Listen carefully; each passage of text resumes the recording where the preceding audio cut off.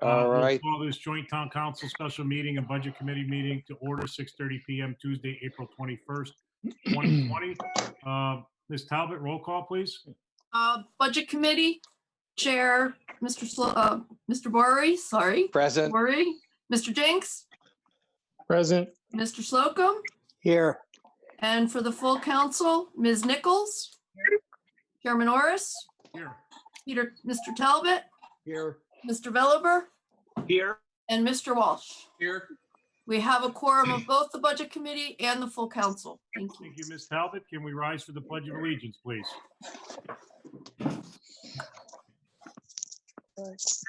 I pledge allegiance to the flag of the United States of America, to the republic for which it stands, one nation, under God, indivisible, with liberty and justice for all.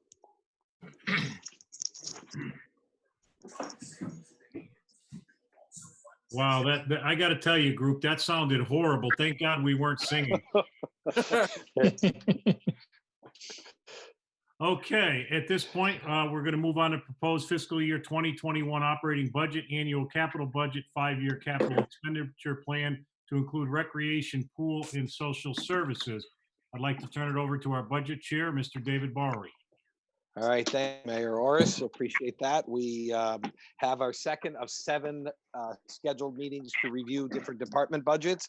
And as Rob just said, we have recreation, pool, and social services tonight. And I think we can also assume that we can have follow-ups to items from prior meetings if there is anything, Sean, when we're done with the immediate ones that are scheduled for each night as a opportunity in each meeting. Good. All right. So I'll hand it over to you, the town manager, in order to get us started with whichever one to go with first that's ready. Sure. Appreciate that. Yeah. And really, I won't take too much time at all because we want to dive right into the presentations. We will be starting with recreation and pool, and we'll be followed up with human services later. We will be respectful of the time and trying to keep this meeting to 2 hours. So we will kind of move pretty quickly through some of these, but please at any time, if you have questions, feel free to ask. And again, I think the PowerPoints will be an initial overview, as well as some of the COVID related impact, as requested by the council. We'll be able to take a deeper dive after the presentations into some of that as well. And we'll just see where the conversation goes. So I don't want to take too much time. And so I think I'll just turn it over to John. And I know that Elizabeth will be casting and sharing her screen here with the PowerPoint. So hopefully we can get that set up and then we'll go from there. Give us 1 second.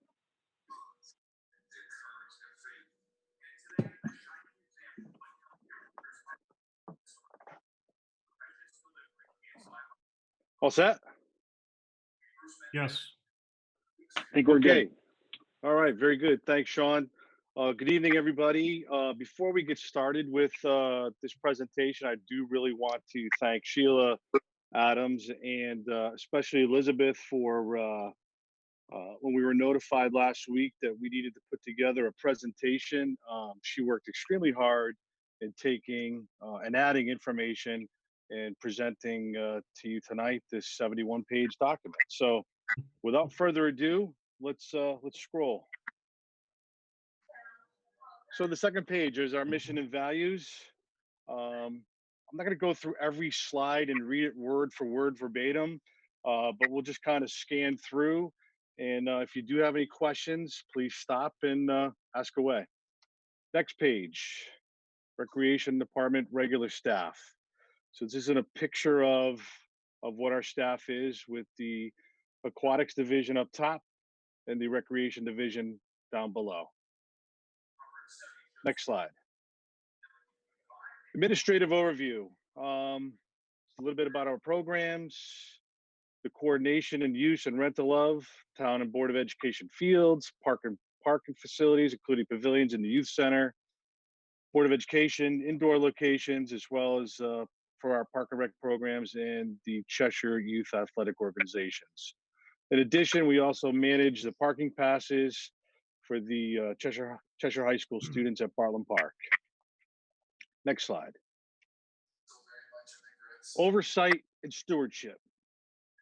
the youth center, community pool, open space, the Board of Ed fields during the summer and after their activities during the spring and fall, the Bartlem Park South Hey, John, can Master I Plan. interrupt you for a minute? I'm sorry. Hey, Sean, there's some background noise. Do you know what it is?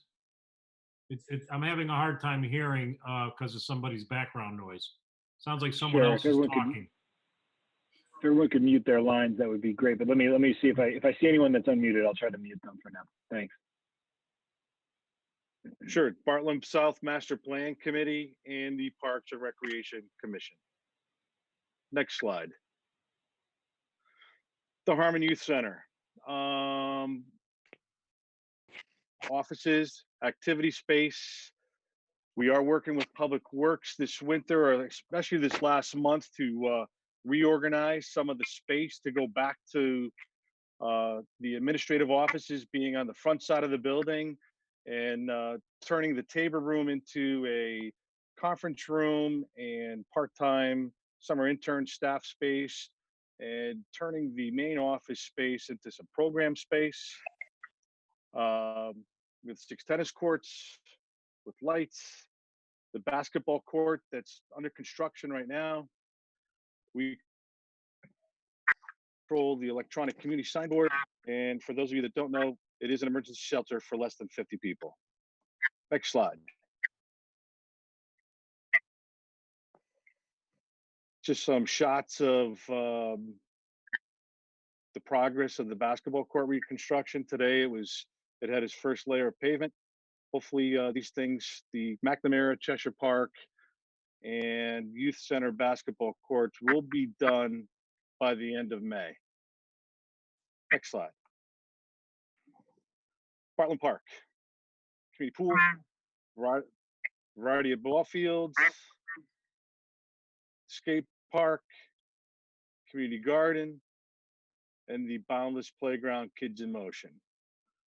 So just a little bit about that. The Kids in Motion Playground, we have equipment ordered for probably in the next 3 or 4 weeks. We'll start to see them on site for some major upgrades to that playground. We did the fencing this past fall, and then last month we revitalized the Welcome Kids in Motion sign. So that's a brand new sign that you see there. Let's see. Could you go back, Elizabeth, to Bartlem Park? I just jumped Yeah. forward so you can see the pictures. Right there. Yep. Pavilions there for rentals. It's home of our TR camp. The concession stand, just so that maybe you do not know, the last couple of years, well, I did inspections with Cheshire of all the concession stands, this one and the one that's at Quinnipiac Park. And interesting enough, Cheshire hadn't been there in the last 4 years. So after working with Randy Belair, the current president of CYB right now, he's had a series of board meetings with his boards, and they are going to give up the use of that concession stand. So we could repurpose it. It could be part of the master plan. It could be removed. Some things that still have to be decided about it, but they're going to be sending us a letter saying that they're giving up the use of that concession stand. The master plan, unfortunately, before this pandemic hit, we were getting ready to introduce to the community at a public meeting at the council chambers a couple of the renditions, two of the 3 plans, so that we could get Weston and Sampson to develop a final master plan so that we could present it to you, the council, for approval or not. I don't know when we're going to be able to pick that up, but we're ready to go at some point if you wanted to get into it down the road. The Youth and Social Services Yellow House is on the grounds, and then it's a host to several large events throughout the year. Next slide. This past December and January, I worked with a local Eagle Scout. He was desperate looking for a project. So I turned them on to this one. You could see on the left-hand side what the sign looked like back in November, and what the sign does look like now, rehabilitated. And he added the planter box, which some of the gardeners have offered to, once the garden season starts, that they'll plant that for us. Next slide. So the Kids in Motion Playground, part of the capital improvement upgrades, we are going to be spending close to $70,000 for new equipment.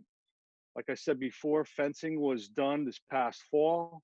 The new sign was done last month. The equipment and surfacing should be coming sometime towards probably the latter part of May and hopefully June, and we can coordinate with DPW because they have probably about 2 weeks worth of work to do to get ready for the new equipment and the installation. I just want to give a shout out to Gabrielle Tugas and Nina Vianese. Those two are Cheshire residents who had a large stake in the original construction of the program of that playground, and I've been meeting with them probably 2 to 3 times a month since October to come up with the new pieces of equipment and some of the ideas behind this new recent, hopefully improved upgrade. Next. Farmington Canal Linear Park, self-explanatory. Next slide, Cheshire Park. Cheshire Park obviously is getting the reconstructed basketball court.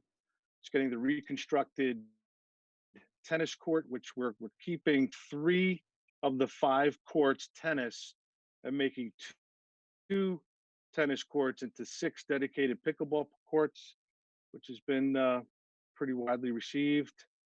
The restrooms were recently renovated.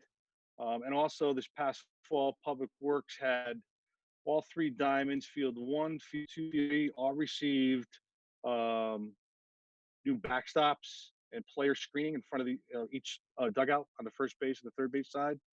And then at some point, George Nawatney could speak to this at another time, the Eversource lighting project for the lighting upgrade should be happening at some point this spring.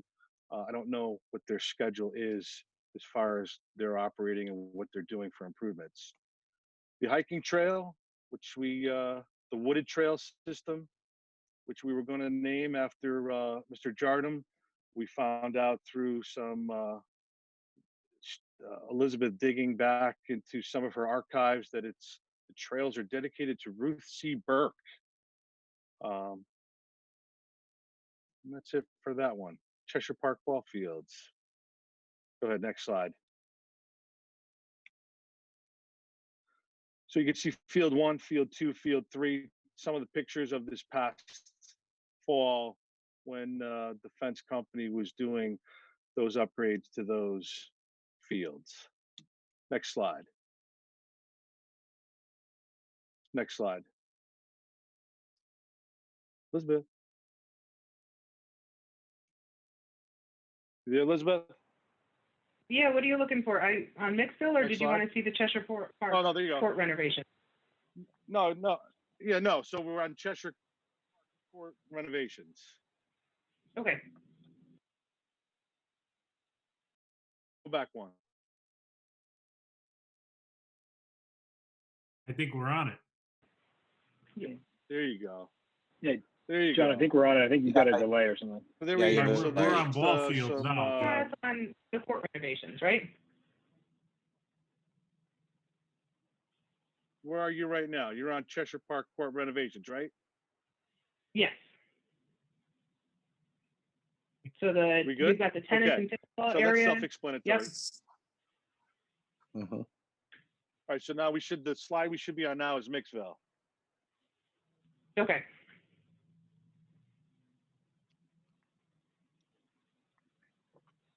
All right, we can see Mixville, John. You might have a So delay, Mixville. so just go ahead. Okay. 2 pavilions, the playground, restrooms were recently renovated this past fall. Basketball court, hiking trails, and it's a home to the Steve Horvath Fishing Derby and the Mixville Adventure Camp. Next slide. lower pond, the upper pond. And then just recently, we've been having through my field meetings with all the youth groups, there's been a crunch and a demand for time at Quinnipiac Park with specifics to the mid-state Cheshire-based rugby group. So we did some researching, and then on the upper part of Mixville, there's an open field that I guess was used long ago when they dredged one of the ponds. And I had rugby go out there, take a look, and there's actually a gate right off of Mixville Road that you could park up to about 25 cars on the grass. And then over to the left, there's a huge open area that's perfect for rugby. I mean, some of the rugby teams are practicing in parking lots, but this would be a perfect place for them to go. I vetted it through Bill Volker and Suzanne Simone, and recently got their approval to use it in the springtime during their season. But they just unfortunately informed me 2 days ago via email that the rugby season has been shuttered for the season. Next slide.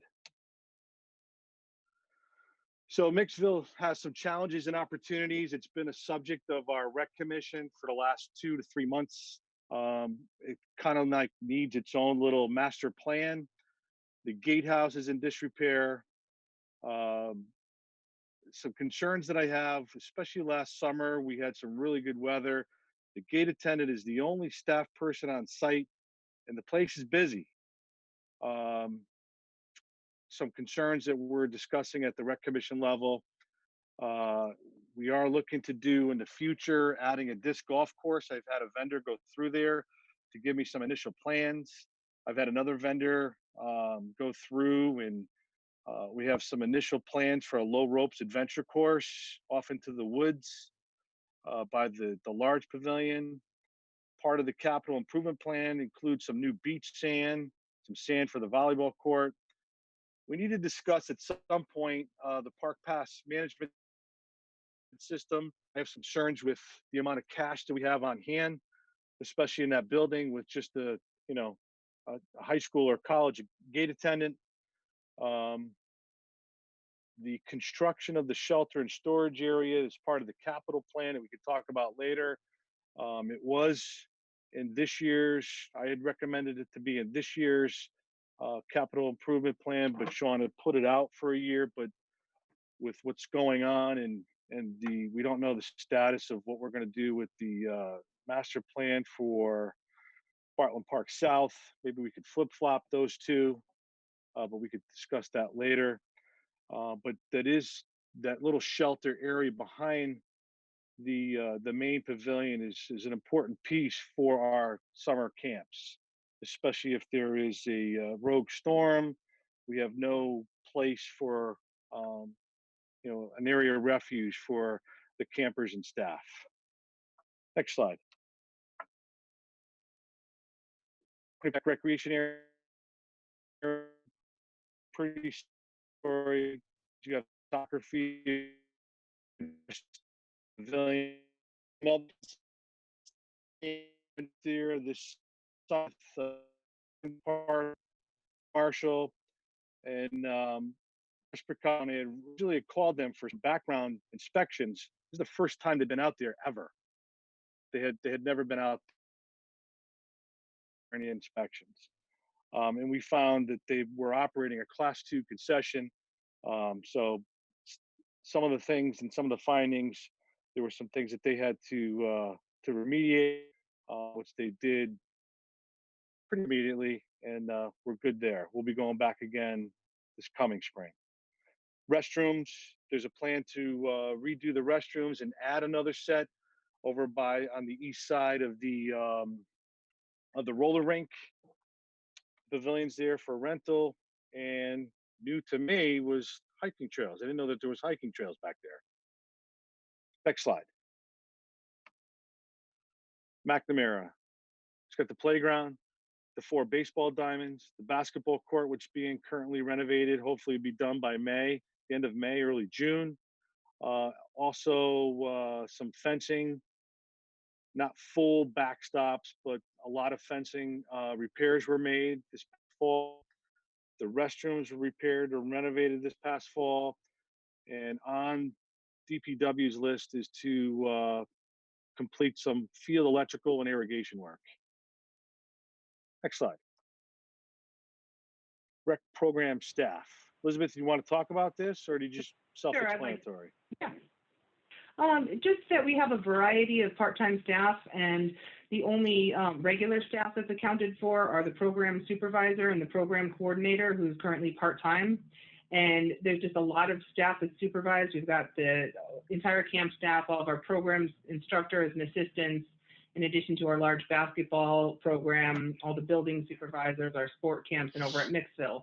And that's all really under me, the program supervisor, because the program coordinator at only a part-time level, he's got to run everything through me, and I have to be versed in all of these people and what they're doing, because with his limited hours, there's a lot of time that the staff is coming to me just because they need immediate answers. That's just kind of how we go. Or if there's a last-minute change in programming, I have to know what the plan originally was so that we can make adjustments if there's, let's say, a weather cancellation or an instructor is sick or we have a sudden facility closure. So there's a lot of duplication in services with that being a part-time position. And additionally, we do have a therapeutic coordinator who does a tremendous amount of programming. She runs a full camp over the summer and has a variety of programs that operate all year round. And she is just one of the many people who's reflected in that temporary part-time line that we'll get to when we speak specific numbers.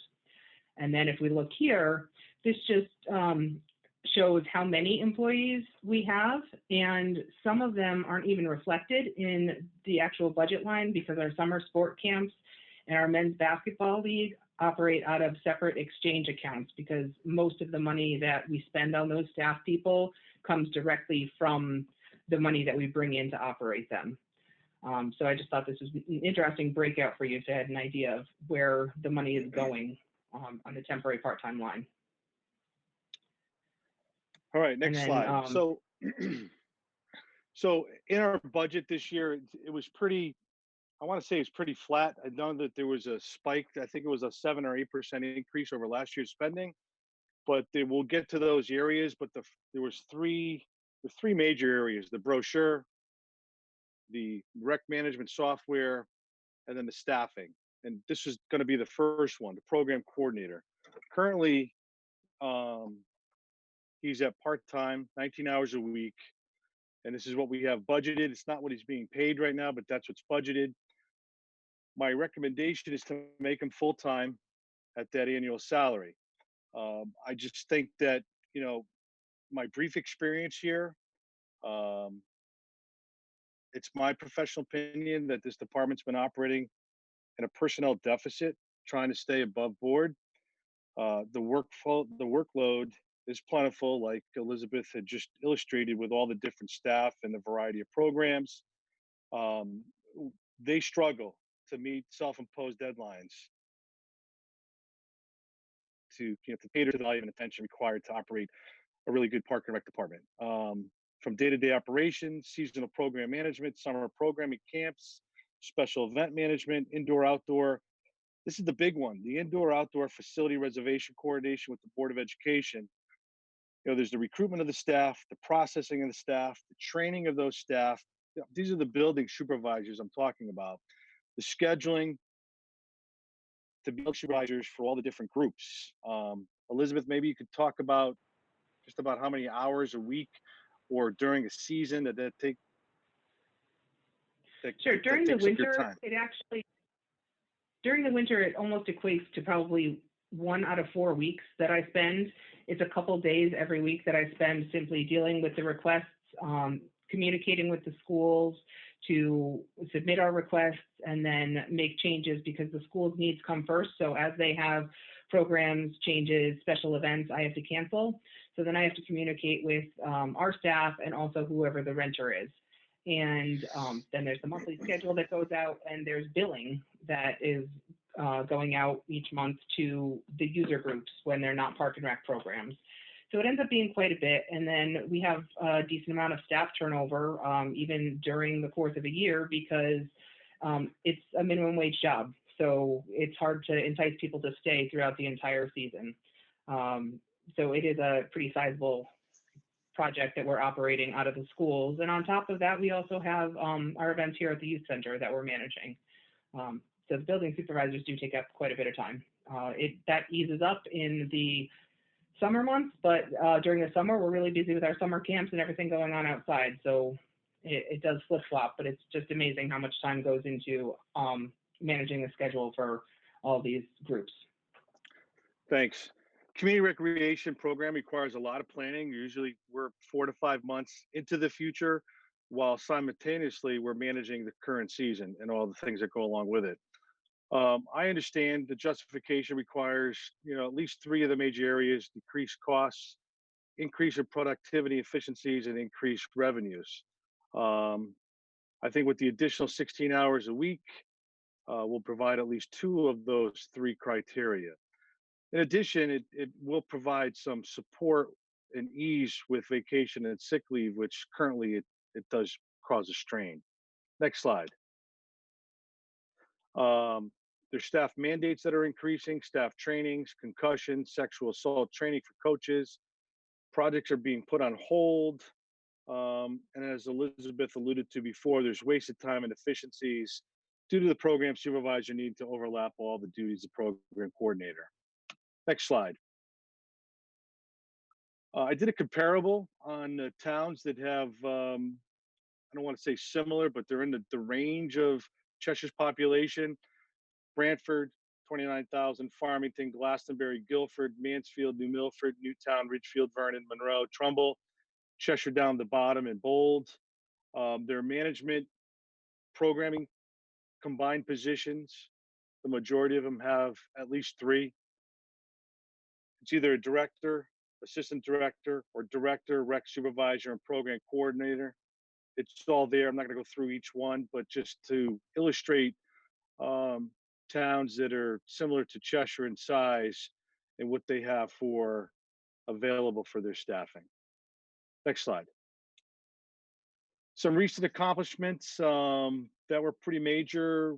We instituted some open forums for all adult youth league, athletic leagues. We tried to hear everybody's concerns about fields, maintenance, accessibility, town fields, and/or Board of Ed fields, depending on their activities.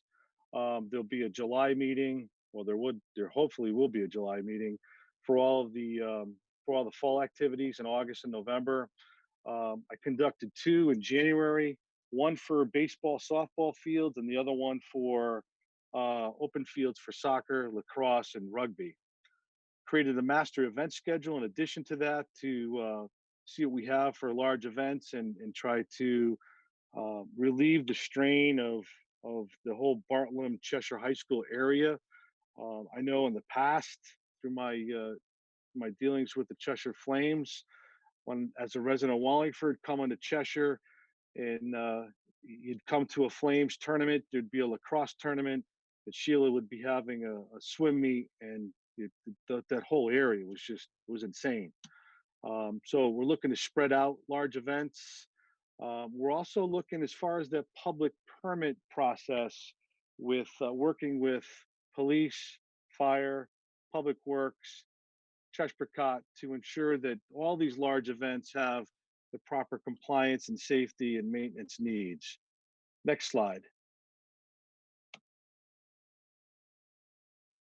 Slide.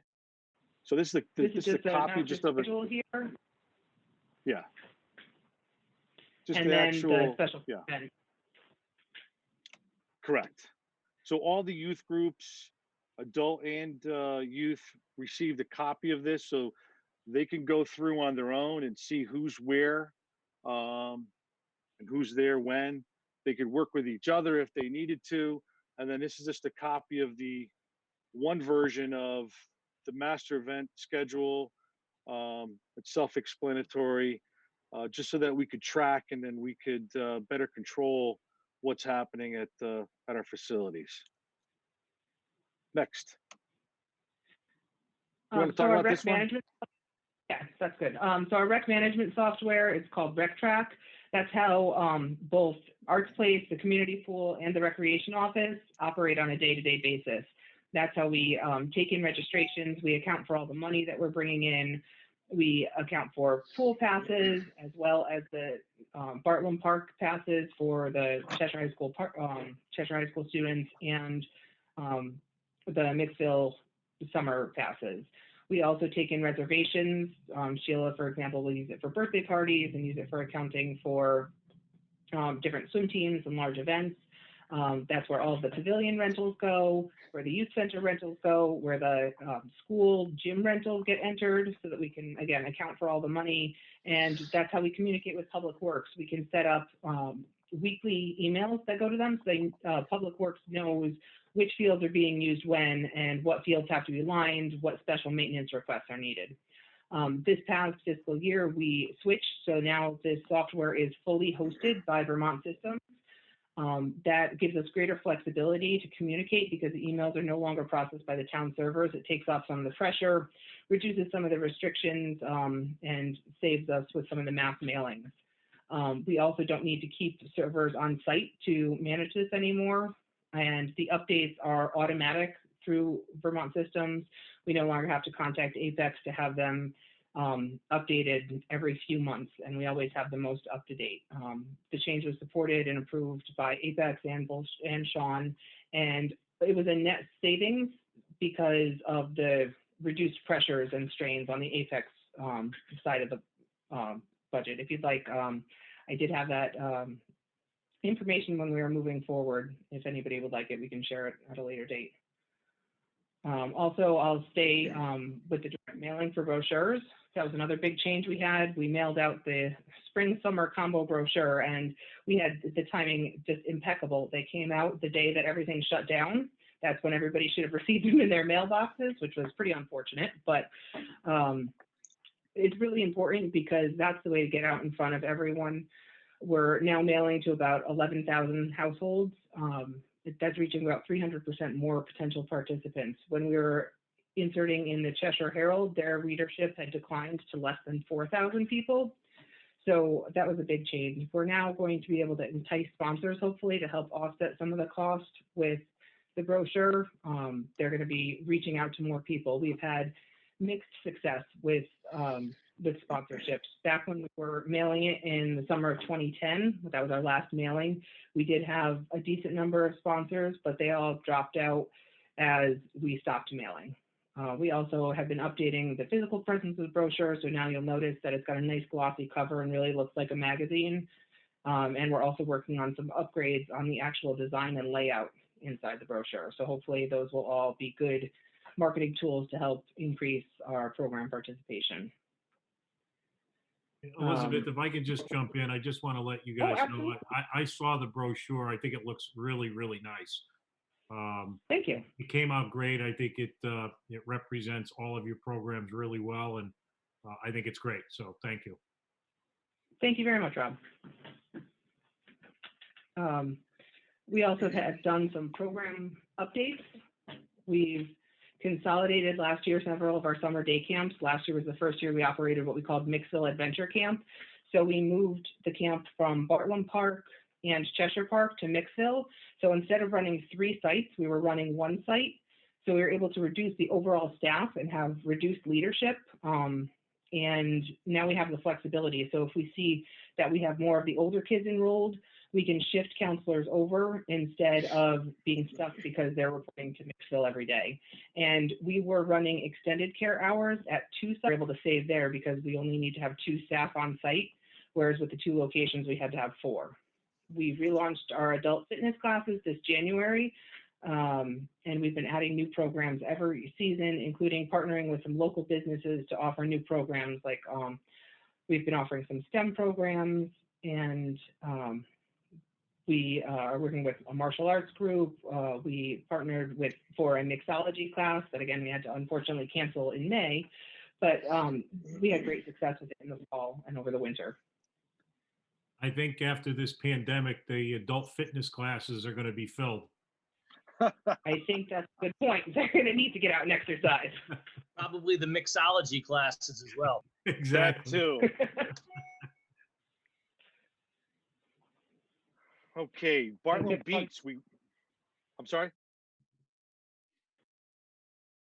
What's that? Just going to give it back to you. Pass the baton. Yeah, we met as a staff. We rebranded our summer concert series so that it had some sort of an identity instead of just calling it the summer concert series. Tim Weed came up with the Bartlem Beats. Elizabeth came up with the logo, and there you have it. We went out for an RFP this past January.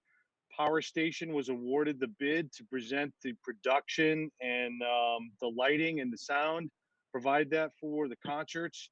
We're actually going to use their stage line showmobile instead of the whole stage that stays there for the month.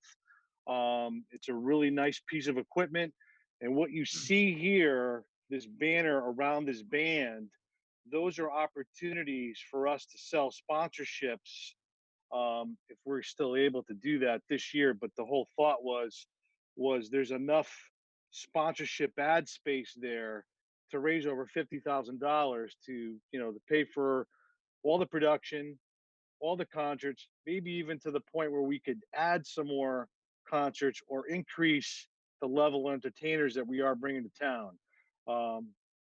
But unfortunately, with the pandemic, we don't know where this is going to be.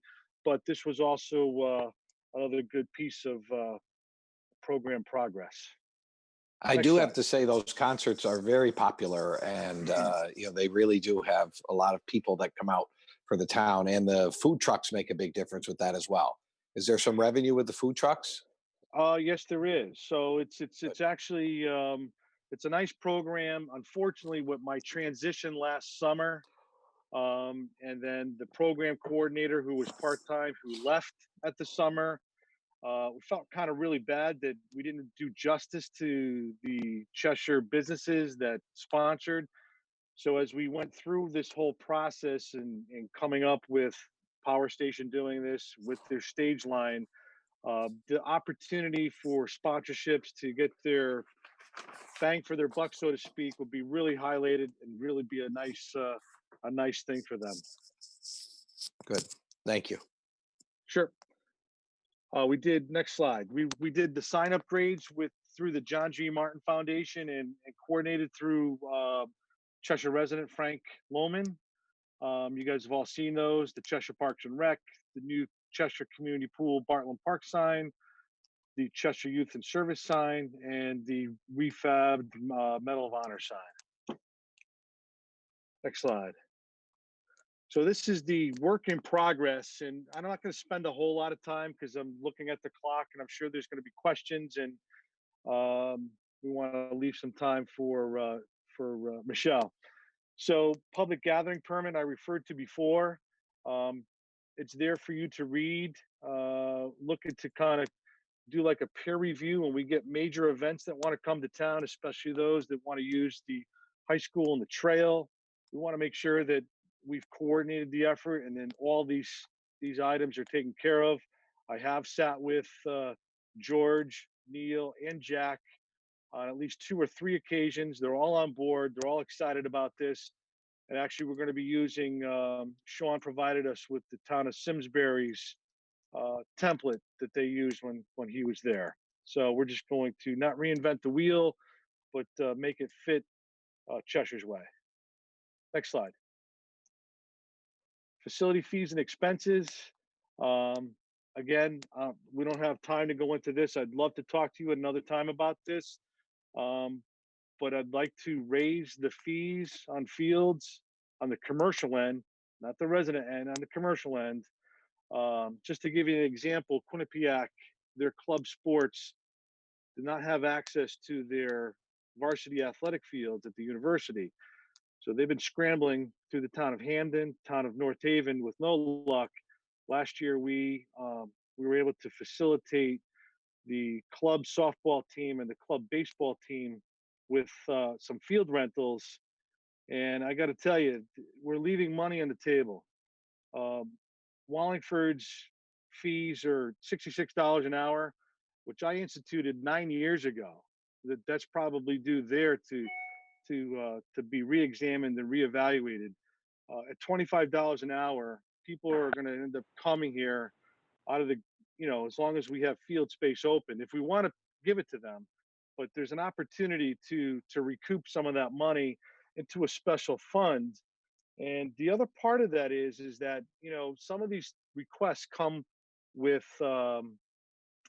public works maintainers and things that are happening to the fields that right now public works is just making available through their overtime account with no way of recouping those maintainer expenses. So this special fund can do that, but we could talk later about it. I don't want to get into it and bog everybody down because there's more to go over and we still have the pool yet to go through. Next slide. Just back up a second. Did you include some of the revenue from the expected enhancement to the fees in this year's budget? No. Or is that still okay? So then that's something that can wait. No, I think we can wait a little bit. The proposal basically down the line is to have this conversation surrounding potentially a special fund to cover to recoup some of these fees.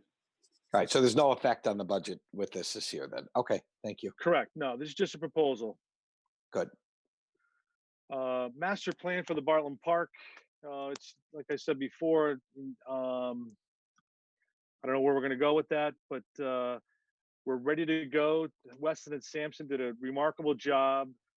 We've had plenty of meetings. We've met with our group, with Rob and the commission and the town manager's office. We've come down to 2 different concepts, actually 3 designs of 2 concepts. We want to get it out to the public. I don't know if there's a way to do that now, or if it's even something that we should even be concerned with and just put it off, maybe to the fall or in the spring. But certainly there's a viable program that's out there that I think is responsible. And we're excited about getting it to the public to see what their feedback is. Once we garner that feedback, Weston and Sampson will provide a final master plan, which one will then present to the full council for your review, your questions, your input, your comment. And then at that point, it is what it is if we move forward. Next slide. Just some pictures of some meetings at Town Hall, working on the options. Skate park. I spent the whole last year of doing a lot of inspections. I did meet with HD Seeger on 2 different occasions and spent the better part of 3 days going through all of the parks and developed the report, all of the playgrounds and developed the report. And we did go through the skateboard park. I've been in contact with Michelle over at Youth and Social Services, or she's been in contact with me actually. She has a student group that would like to make some improvements to some of the apparatus that's there.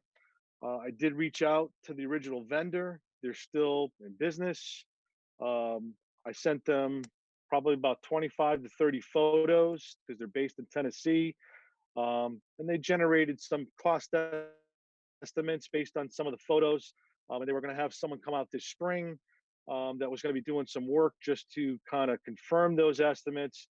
But that's what we're looking at. But then we also kind of put it on hold because we didn't know how the skateboard park was going to be as far as the master plan and what we decided, if it was going to move or stay in that same location. But I just wanted to kind of give you an idea. When you drive by, it does look aged. It does look like it needs some improvements. This is the story. Just a few pictures, but I do have some more if you wanted to talk at a later date.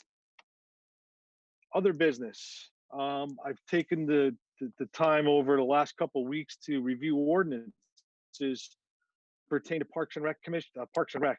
The last time they were revised, when you look at it, it was 1995. I've made recommendations. We're going to discuss it at our commission meeting in May. And then once I vet it through them, then we'll try to at a later date. I think the town council does have a subcommittee on ordinance review, and we could have that discussion and see what you think. I think that there's some changes that should be happening because it's a good 20 plus years. Portalets. One of the things that that was brought up in my field meetings with the adult and youth groups, and then even my own use with the Cheshire Flames, was that whenever we're at any school fields for Park and Rec, not directly sponsored, but indirectly, Youth League, Cheshire Youth Leagues, and the adult leagues.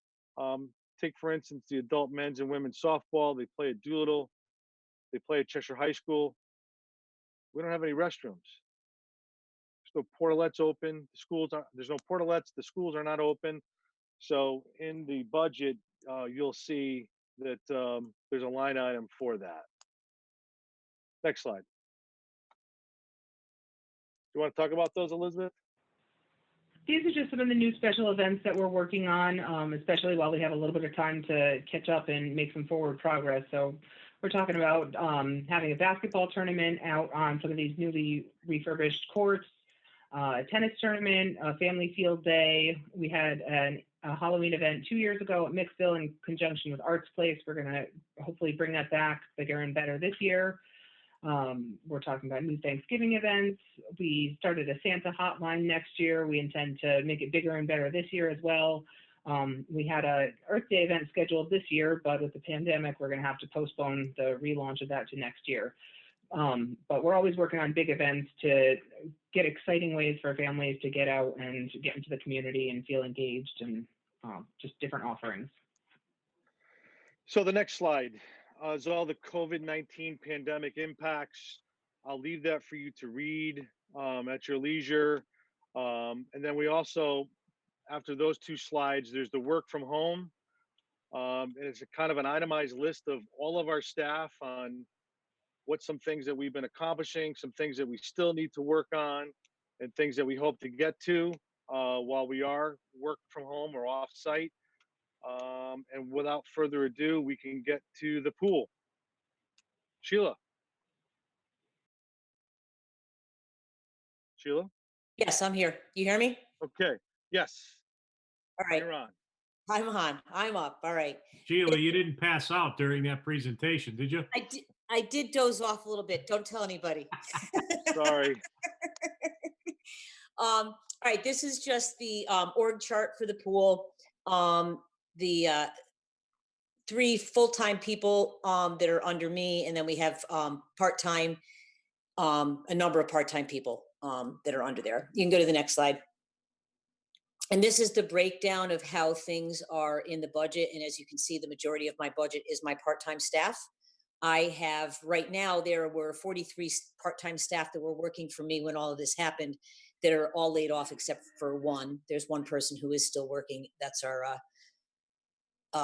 laborer that is in there working still. So as you can see, the majority of my budget is my part-time staff. Next slide. What do we do at the pool?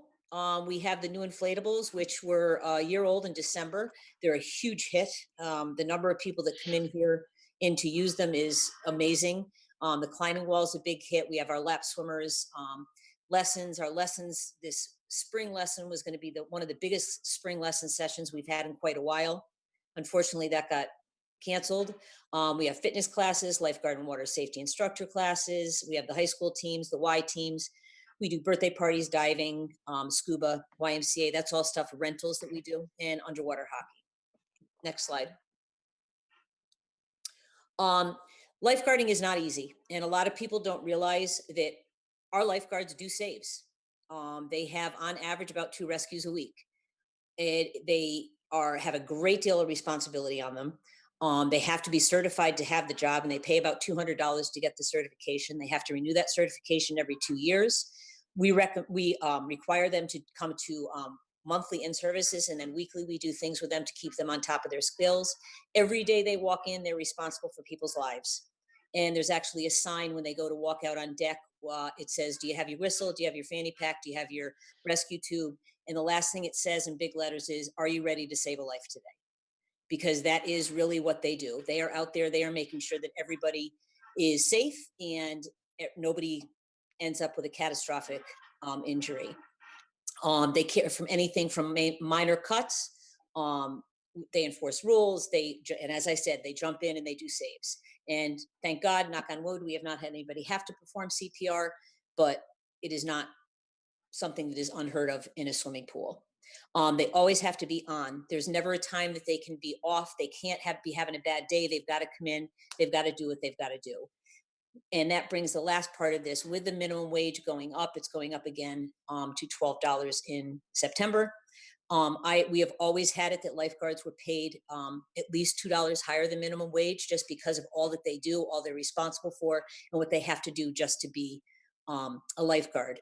Gaylord, I was losing guards to other places that are paying more. Gaylord has lifeguards because they do have open public swim there. They get paid $15 an hour. And in Waterbury this summer, they were planning on paying their guards $14 an hour. And right now we are paying ours $12, which is only $1 above minimum wage. All right, next slide. Recent capital improvements, as you know, the inflatables, the climbing walls, the bleachers. This past year, we got the garage and storage area. We got new lane lines. And I know I did this because Sean kind of wanted to get an idea because unfortunately this past year has not been a great year as far as equipment at the pool. As you guys all know, that we've had to have some pretty major things done. And he just wanted to get an idea of what we've done over the past few years and any major repairs that I think might be having to come up. We put in new sand in the filters in 2016, and it had been 14 years since we did it originally. So that should last us quite a while before we have to replace that. And that was about a $6,000 job to have that done, because you have to have somebody professional come in and do it. We replaced the kiddie pool filter in 2016. We should get at least 10 years out of that. New timing system, we put that in 2016. That's got at least a 15-year expectancy, if not longer than that, because it's no longer outdoors like the other one was. So it's not exposed to the elements. We just got new starting blocks in 2018, and that is at least 15 years, probably closer to 20 years expectancy on those. We did do a great deal of work on the valves in the interior for the air handling unit, heating the water and all that kind of stuff. That was about $11,000 that we did with that this year. And it was also updating the software system so that I can access it all from my house. Like right now I could look in and see what's going on with the air handling units, with the water and everything else. That I can't tell you that we're not going to have repairs on those valves, because we have to have them more often than I like to have them done. But any major repairs like this, it was about $10,000. I'm hoping that that's all behind us with that. And then we had the air handling unit issue that we all know about with all the noise and everything else. We did replace that upper fan, which was making all the noise.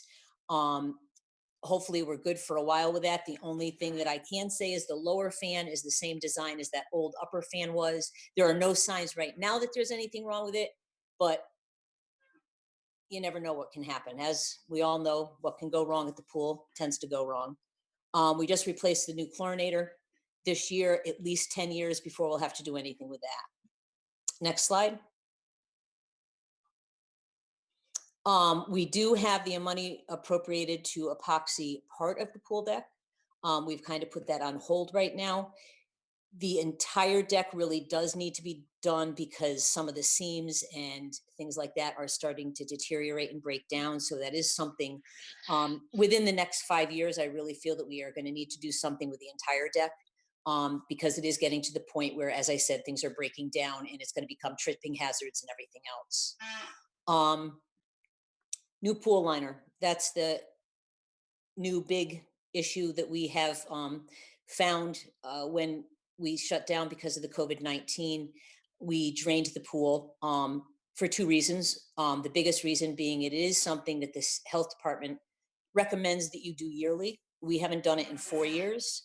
And the health department understands that you're emptying 600,000 gallons of pool water, and to do that yearly is just not feasible. It's very costly. It takes a great deal of time to do it. It's at least 2 weeks for turnaround for us to be able to drain the pool, refill it, and heat it, and get everything back up to where it needs to be. So in the process of draining the pool, As you can see, this picture here shows how we've been pumping water out from underneath the liner. There was so much water underneath that liner that pool is 12 feet deep there.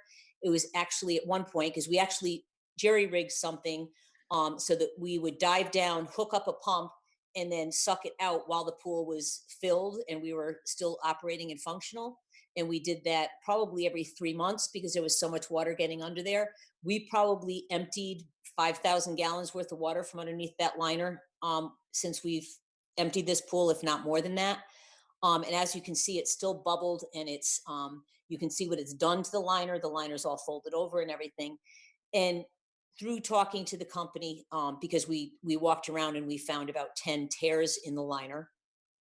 And the life expectancy of that liner is about 15 years. It has a 10-year warranty. We're in year 11. Because that pool was out exposed when we did this building, I don't know if you guys remember, we were told that they were supposed to start the construction on this in June. So we emptied the pool in anticipation of them coming in and doing this work. It didn't start until about October. So that pool was outside, in the sun baking, and which is not good for that liner. And then it was also exposed to the cold elements because we obviously didn't have a building up until sometime in late November, early December, because we didn't open until February, that it was actually enclosed. So due to that, they feel as though the liner, we did patch the holes that we found. It did not adhere the way that it normally does because you do a heat weld. And because the liner is so deteriorated, it actually started melting instead of doing what it was supposed to do. So the thought is that, yes, we patched it. The patches are not going to last for very long.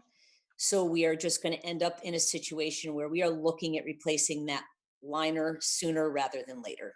To do that, it's about a 3 to 4 week job of them putting the liner in. So it's going to be, basically, it's about, if we don't do it now, which is something that I don't know if is feasible, but I would recommend it because of where we are and how long these patches might last, and the fact that the depth of that pool is not what it should be when there is water in it with the water underneath the liner. It is, if we do it now, a 3 to 4 week job. If we do it when we have to drain the pool and everything else, we would need to be shut down for probably close to 6 weeks, if not 7 weeks, because of draining the pool, putting the liner in, refilling it, getting it back up to temperature.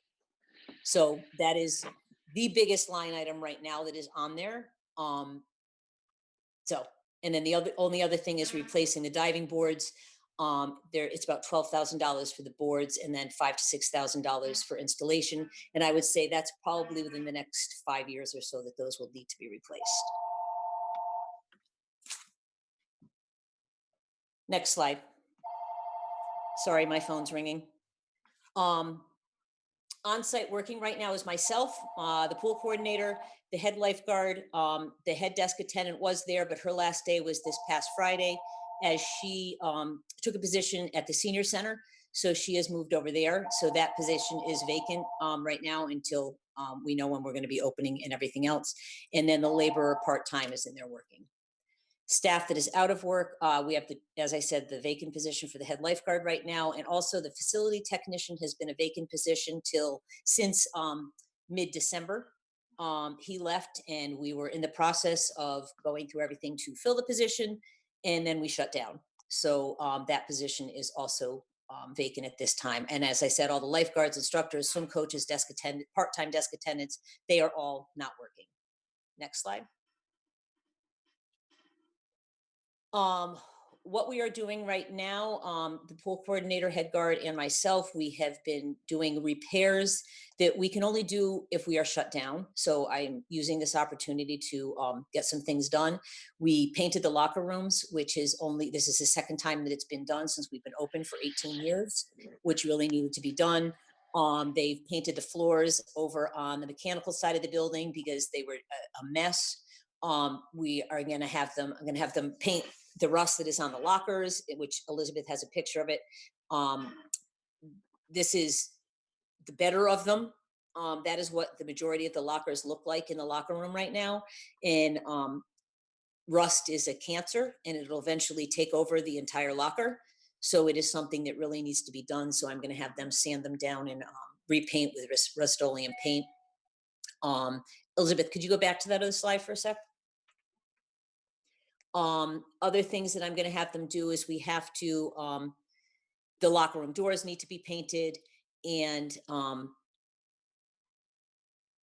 the first aid room is a mess. I mean, some of those things, and the picnic tables are another thing that need to be done while we are shut down because they are in really sad shape. Nothing has been done to them in years. They need to be sanded down, repainted. The kiddie pool could also need a good coat of paint. We have the paint there already. That's another thing that I plan on having them do. I mean, I can just keep going with all the things that need to be done there that we have not been able to get done, and taking this opportunity to do it. Okay, next slide, Elizabeth. That's the new paint job that we have done in the locker rooms. I don't know if anybody remembers, they used to be a baby blue. They're now a nice quiet gray. They actually look awesome. The guys did a great job doing it. And these are lifeguards. They're not painters. So they actually did a really good job. Next slide. Administrative work that is being done on site. Since March 16th, when we shut down through when Tracy left, obviously we were answering phones, reading and responding to emails, keeping records of refunds and transfers, because as I said, we were in the middle of our second winter session. We got 1 week into it and we had to shut down. So we gave people the opportunity to either transfer to our spring session or get a refund. Most people decided to transfer, but now I'm not even sure what's going to happen with that spring session. We processed all the refunds, called all the birthday party reservations. We were booked. We had 8 birthday parties a weekend, pretty much from now until after Memorial Day. We have gotten in touch with all of them and refunded everybody for the birthday parties. We have done all of this stuff in Munis and everything else that we need to do for it. But most importantly, we created a manual because Tracy has left and I don't have the new person in there. So she and I created a manual of everything that she did out there in detail so that somebody can come in and be able to do what needs to be done out there and have a manual there to go back to. Next slide. Since then, starting this week, I've been working on some things that I've wanted to get done for a while. I'm still processing refunds. I sent out an email to all of our swim lesson people today because our spring lessons were supposed to start May 4th, which will not be happening. I've pushed it off right now to the beginning of June with the expectation that it all depends on what happens with all of this, what guidelines were given and everything else when the social distancing is eased a little bit. And then I'm also going to, after I did that, if any refunds, anything like that, I will start to do that or transfer people into our summer sessions. I'm also amending our emergency action plan. For the pool, we have a pretty detailed emergency action plan, and it's been a while since we have updated it. So I'm going through that, making changes to it. I'm also going to be adding into it, because it's not something that we have ever had at the pool, is an active aggressor at the pool. It's not something that we have ever gone over with our staff, and I feel it's important because you never know, anything can happen, and just have something detailed in place, practiced, because we practice the emergency action plan. That's what our in-services are, taking the skills that they have and running through the emergency action plan on a monthly basis.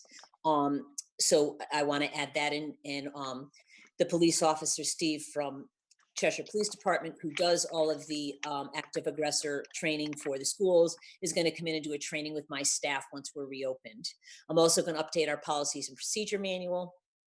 I'm in constant communication with our part-time staff, letting them know what's going on. I need to plan an in-service training for an orientation for the staff, because I'm assuming when we do reopen, there's going to be quite a few guidelines that we need to follow for the COVID-19 situation that is going on. So I need to get them all up to speed on all of that. And just keeping in contact with our patrons, letting them know that we're thinking about them.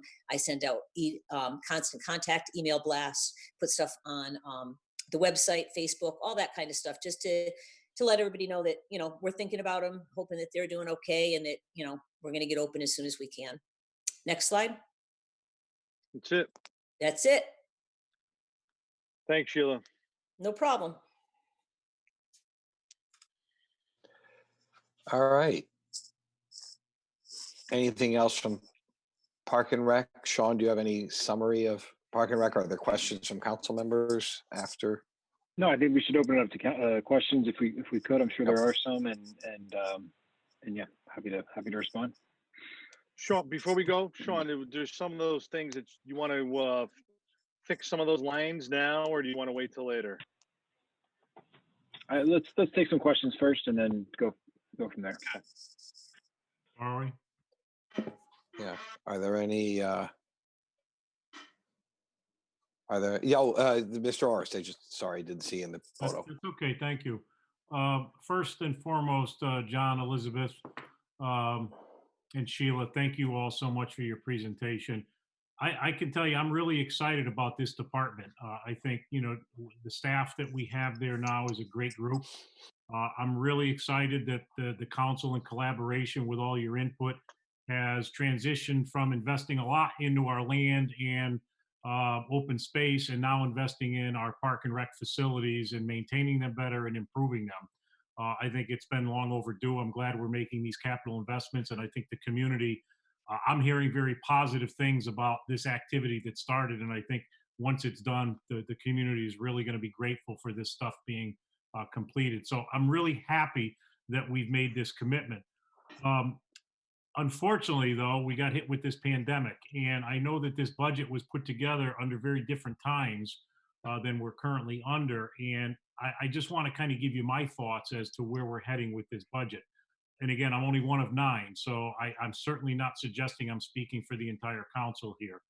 But in light of the pandemic, I think we really need to do our best to minimize any financial impacts or increases to our taxpayers this year.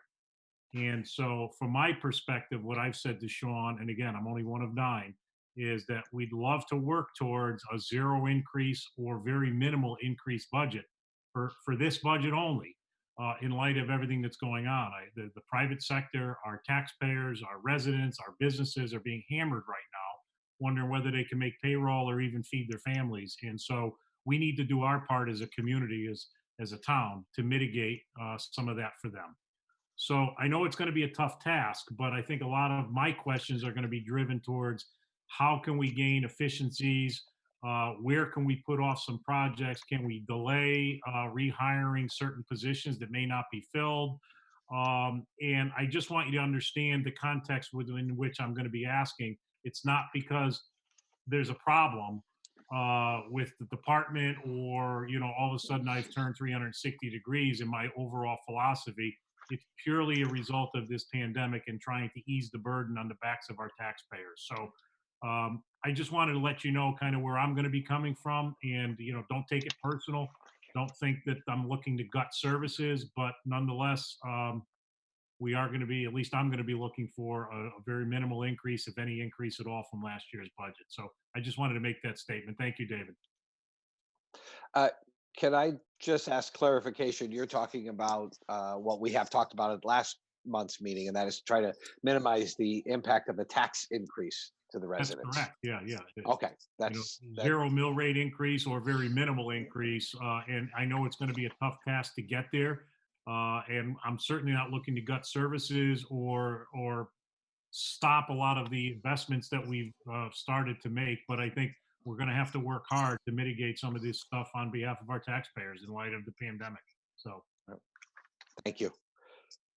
Are there other council members with questions? Can I ask a question, David? I see Mr. Walsh's hand, but I also heard somebody else say they had a question. Was it Jim? Jim, did you have a question? Yeah, David, that's me. And then Don. Okay, Jim.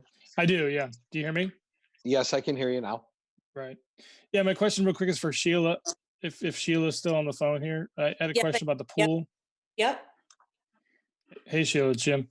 Hey. So you were talking about how with the liner being, it's the water's getting under the liner, so it's kind of raising the level of the liner. So that's a Correct. danger because what? Because of diving? Correct. The danger The because dive, of, so okay. in the So dive well, that's in the dive well, correct. The maximum depth, the minimum depth is 12 feet, and we were at about 10 feet. So it was taking up 2, sometimes 3 or 4 feet in depth to the pool. okay. Does that mean that you would not be able to do any diving, or it just makes it somewhat more dangerous? It's really, that's a health code, and we really should not even have the diving boards open. And that's why we jerry-rigged that thing so that we could go down. I had my guards going down. They were diving, doing a quick connect. We were hooking a pump up and pumping the water out. Okay, I understand. All right, thank you. Yep, not a problem. All right. Thank you, Jim. Don Walsh, I saw your hand up if you still have a question. Yes, thank you. I want to echo Mr. Orris's sentiment on what's going on here. I realize you guys work really hard on this budget, and I'm excited about what's going on. Just a couple questions. In terms of the basketball courts, I know you said late May, early June. If there's still a ban on things, will you hold off on putting up the hoops and stuff so it's not enticing to people, or? Correct. There won't be any rims. The backboards will be up, but the rims won't be on. Okay. We've already talked to the vendor. Okay. And the other issue is, I know there's a loss in revenue, but is there, I'd like to see if there is, less that we are paying out because the fields and the pool aren't being used. Is there less that it's costing us as well? So, I mean, we'll have to, I know overall there's going to be a loss, but what the total loss is going to be is going to be of interest to me, and to see how we can, try to manage. Hopefully things will be back to normal by July, but you never know, and that could infect your concerts too, and that's a whole nother issue. But I'd like to see how it'll all balance out too. That could be a good segue into, Sean, you have another slide or a spreadsheet I think I saw as part of the documents you sent that shows some savings, and which could be a good segue into that. David, Sure, if I yeah, may, before we segue, Oh, sure. Tim, I'm sorry, but I realize it's hard to wave on these Yeah. things. This is a question really for Sheila. I just and Sean. Obviously, it's an opportune time to do $100,000 project when the pool is empty. But has anyone figured out a way to pay for that? Well, one thing And that how I would thought it be about- done? Just a question. Yep. See, one thing that I had thought about, I didn't know if the money that we had appropriated to use for the epoxy deck could be appropriated to this instead, and to take.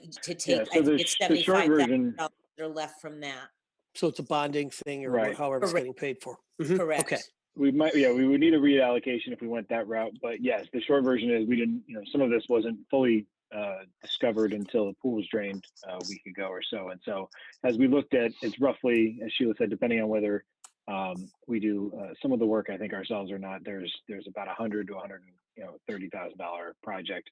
And we have, I think it's 105 or so is on that slide before on the epoxy deck. And again, just comparing one to the other in terms of critical maintenance.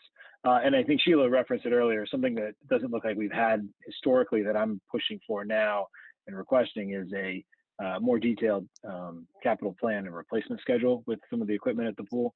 Because again, I think we experienced starting this entire fiscal year long before the pandemic was just sort of, I think, exhausting for all of us as we saw so many, the AHU system failing, the chlorinator failing, and none of these were anticipated. We started the year with a $40,000 fund balance, and it was eaten up by critical replacements. And so it was already a bad year before the pandemic. So we need to have some of these mapped out. If we know something lasts for about 8 to 10 years, we need to see it on an 8-year replacement schedule. And that's something we're going to well, it definitely warrants a serious look. There's no question about it. And if the timing's right, I think we have to figure it out. Thank you. Right. All right. Are there other? Answer to, yeah. All right. Sure. Yeah, go on, Sean. I think I don't see anybody Sure. else. I mean, the spreadsheet that we shared that we could certainly then share to the screen now, if you like, or I know, Elizabeth, you had it queued up too, you could put it up there. If you guys want to walk through, or I don't know if Jim or or Elizabeth or John, if you were going to do that, I'm happy to take a stab too, but I know you guys were preparing it this afternoon. So do you want to do that? You want me to take the lead on this, John, or did you Yes. want to take? Yeah, if you don't mind. So I went through, I'm going to end with the summary if I, well, you know what? I was trying to do the full screen and I just couldn't do that. I'm sorry, guys. So what I've got here is this is our revenue, and we were asked to bring in $375,000 before the pandemic hit. We expected that we were only going to get to about $340,000. One of the big factors there was we lost a lot of money last year with the Mixville pavilion rentals. There were the temporary bathrooms and the construction there, and we had a lot of issues with the temporary restrooms and had to provide a lot of refunds for Mixville, and that's a big revenue generator for us. There were also some changes in the fall with field rentals and large tournaments that weren't able to happen just because of field conditions. So we were already projecting to be a little bit lower than we wanted to be. And at this point, if we remain closed through June 30th, it looks like we're only going to be bringing in about $196,000. And that's a scary number, thinking that we're only losing our spring programs. But what you also have to think about is most of our revenue for the summer months comes in the spring. So we should already be seeing daily camp registrations. We should be having a ton of pavilion rentals. We should be having people starting to buy their Mixville passes. We would be having high school kids still coming in looking for passes. So there are a lot of things that are just not happening right now that are even services that would be provided in fiscal year 2021, but money that's coming in right now. So that's a big loss that we're having. So that's this number here. Yeah, so and just then, to echo what Elizabeth's saying there, just to underscore it a little bit, I think everyone understands, but this is one of those fiscal year challenges where, you know, a bulk of the programming that's offered in July and August has already been accounted for last July and August in the current fiscal year. So you have a timing issue with the revenue and the expenditures. And then if we are unable to operate our camps this summer at all, if we remain closed, oh, it looks like that might have gotten cut off there, but that was if we're closed through September 30th, we would project that we would only bring in about $250,000 because camp is such a moneymaker for us. So that's a change in our revenue there. Then we did go line by line through places, and I highlighted in yellow, if you want to look at it later, where there are changes. There are some things that are going to come down, but because we're always planning so far in advance and our spring programs are not that huge, winter and summer are really our big expensive seasons, there's not a huge cost savings by being closed right now. The biggest savings would be in our recreation end, which is the next one here, where you see our temporary part-time, we're going to be a little bit lower there. And another reason that there's not as big or drastic a change is we've moved to offering more of our programs through contracted services, which we end up doing a profit share. So it's great because we don't have as big an expense and we only make money when we run the program. So there's no expense, we're only winning. So that's why you don't see as much of a drop in the part-time employees, because we have contractors who are providing those services and absorbing those costs.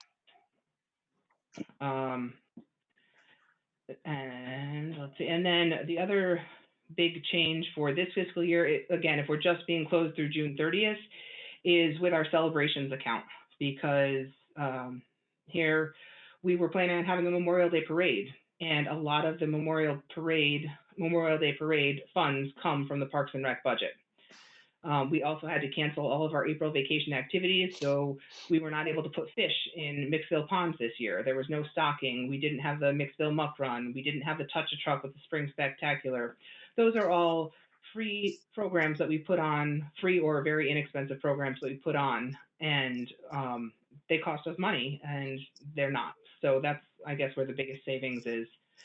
And then all the way to the right, I guess if I go backwards at this point, because this is the one that's going to be the most of a shocker, the celebrations account, that's also where all the summer concerts come out of. So if we're closed through September 30th, we're not paying for concerts. So we're going to go from needing to spend $57,000 to only spending about $10,000. And you'll notice the discrepancy here. That's because ideally we'll have sponsors, but we requested the $47,000 because we just don't know if we're going to have them. So that's what the full expense of the concerts. Then if I back my way back up, oh, So the sorry. difference there was that the town manager expected, Sean, your recommendation was that the $15,000 difference would be sponsorships and that the program would still be able to go on. Yeah, that's correct. I worked with Okay. Jim after the submittal came in to just sort of, I think, give a truer cost to it, because that while the whole request is there, you would have otherwise seen it on the revenue side. We offset this also on the revenue side from the sponsorship dollars, but just to give kind of a truer cost of what offering it costs. Right. Okay.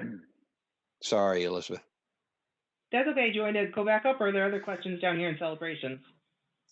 I'm fine with that. And I everybody's pictures when you have a presentation. So Okay. Then we come back up to recreation. Our temporary part-time line, if we remain closed throughout the summer into September 30th, there's going to be a big drop there because we're not paying any of our camp staff. That's another big chunk of where we're actually spending. So our biggest expenses on temporary part-time, like you saw on that chart earlier, are for our summer camp and our basketball staff. So that number is going to come down. The other ones are. And just Elizabeth, if I could just jump in real quick, and just because we didn't really say it at the outset, what you're seeing here and what you're going to see throughout some of the department presentations is, as requested, we're going to show what the impact of COVID is through June 30th. It's a pretty, well, we're hoping that things turn and maybe we can be optimistic things can be back up and running a little bit before then.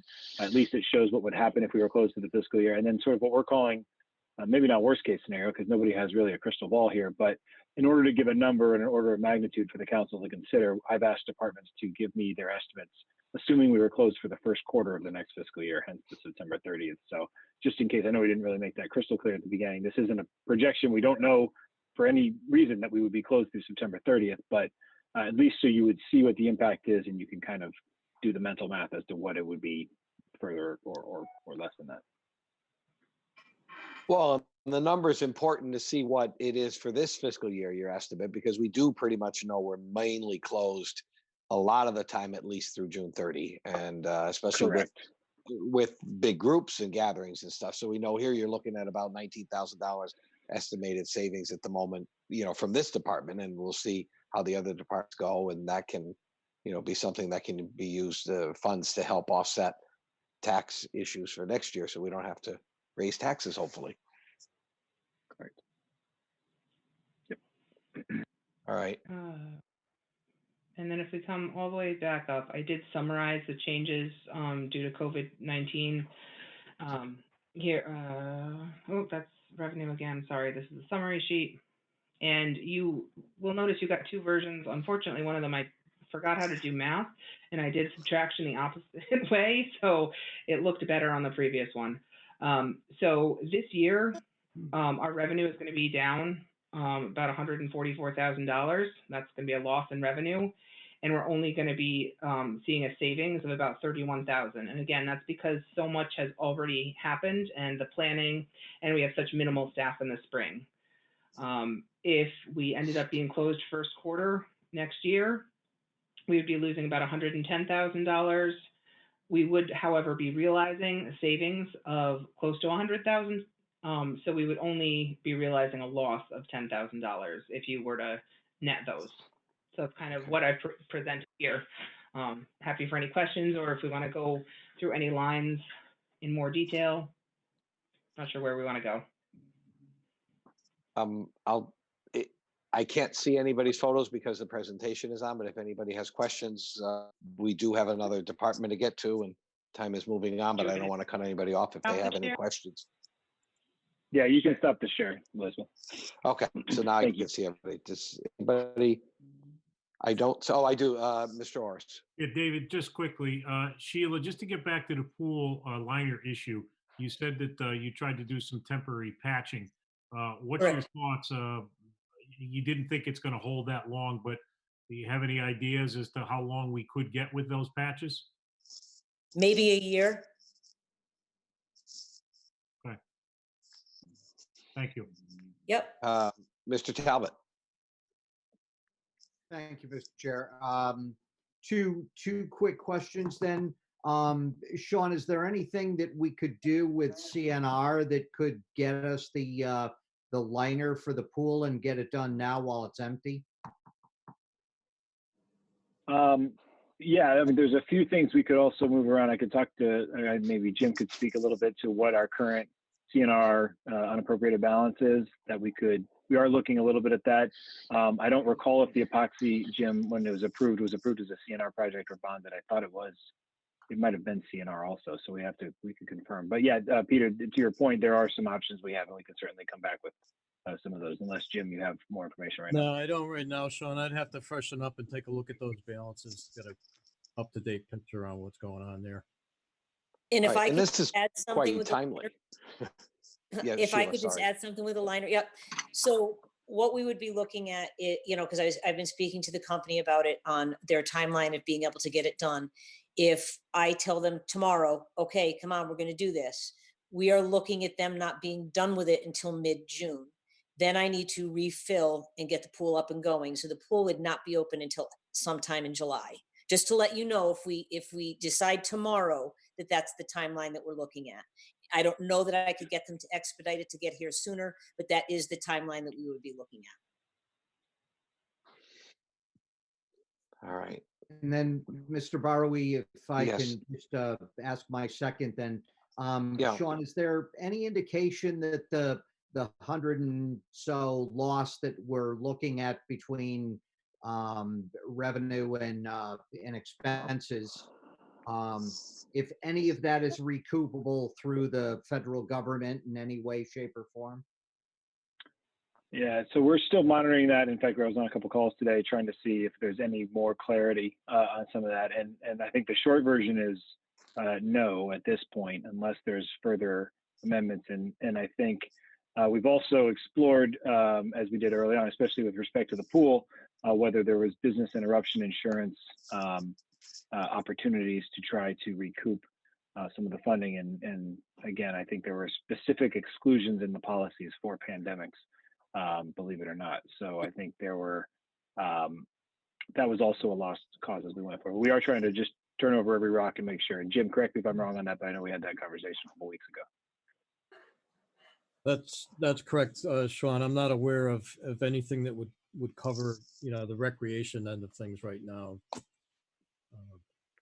All right. Councilman Veliver had a question. Yeah, I just had a quick question. This sort of goes to what Peter mentioned, but we're all talking about this issue of trying to figure out, how can we maybe swap these two projects? What's and I know you talked about it a little bit, but how desperate is the epoxy situation? So, I mean, is that going to be a problem if we switch the two for, temporarily? Could we live out the epoxy situation? So it sounds like that's less of an pressing issue than the liner is right now. Well, there's no current, the epoxy was sort of to improve really the surface area, right? There's no, on the areas that are going to be painted in epoxy, it's not currently set up that way. This would be an improvement in a different surface type, correct, Sheila? So I think, while it's definitely a needed improvement that we were really excited to do, I think from a standpoint of if one is causing a leak and potentially unsafe diving distances, and the other being an improved surface material and easier to walk on when you're barefoot and things like that, they're both important. But I think that, yeah, we'd have to maybe make that judgment call if we picked one over the other. Okay. And my second question is, when did you drain the pool again? I mean, when was this you really noticed that it became really pressing, that we still had to do more work after you've drained the pool and sucked the? So we drained the pool a week and a half after we shut down. So at the end of March is when I drained it. And then we started taking the water out and we started walking around, and then we noticed that holes. Public Works was out there last week trying to patch them. So it's been about a week and a half that we've known Thank the you. situation. I was just trying to get an idea of, is this something that we could have had a bigger jump on, but it's only been a week or so.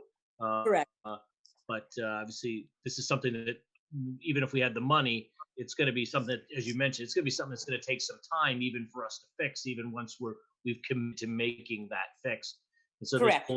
even if we wanted to be open in June when the thing's lifted, we're going to still be stuck with a pool that may not be operable. Correct. I mean, the only other thing, there is a local company that could do it, but they're a lot more expensive. Their base price is 130,000. These other people are 109. So there's a big price difference. Thank you.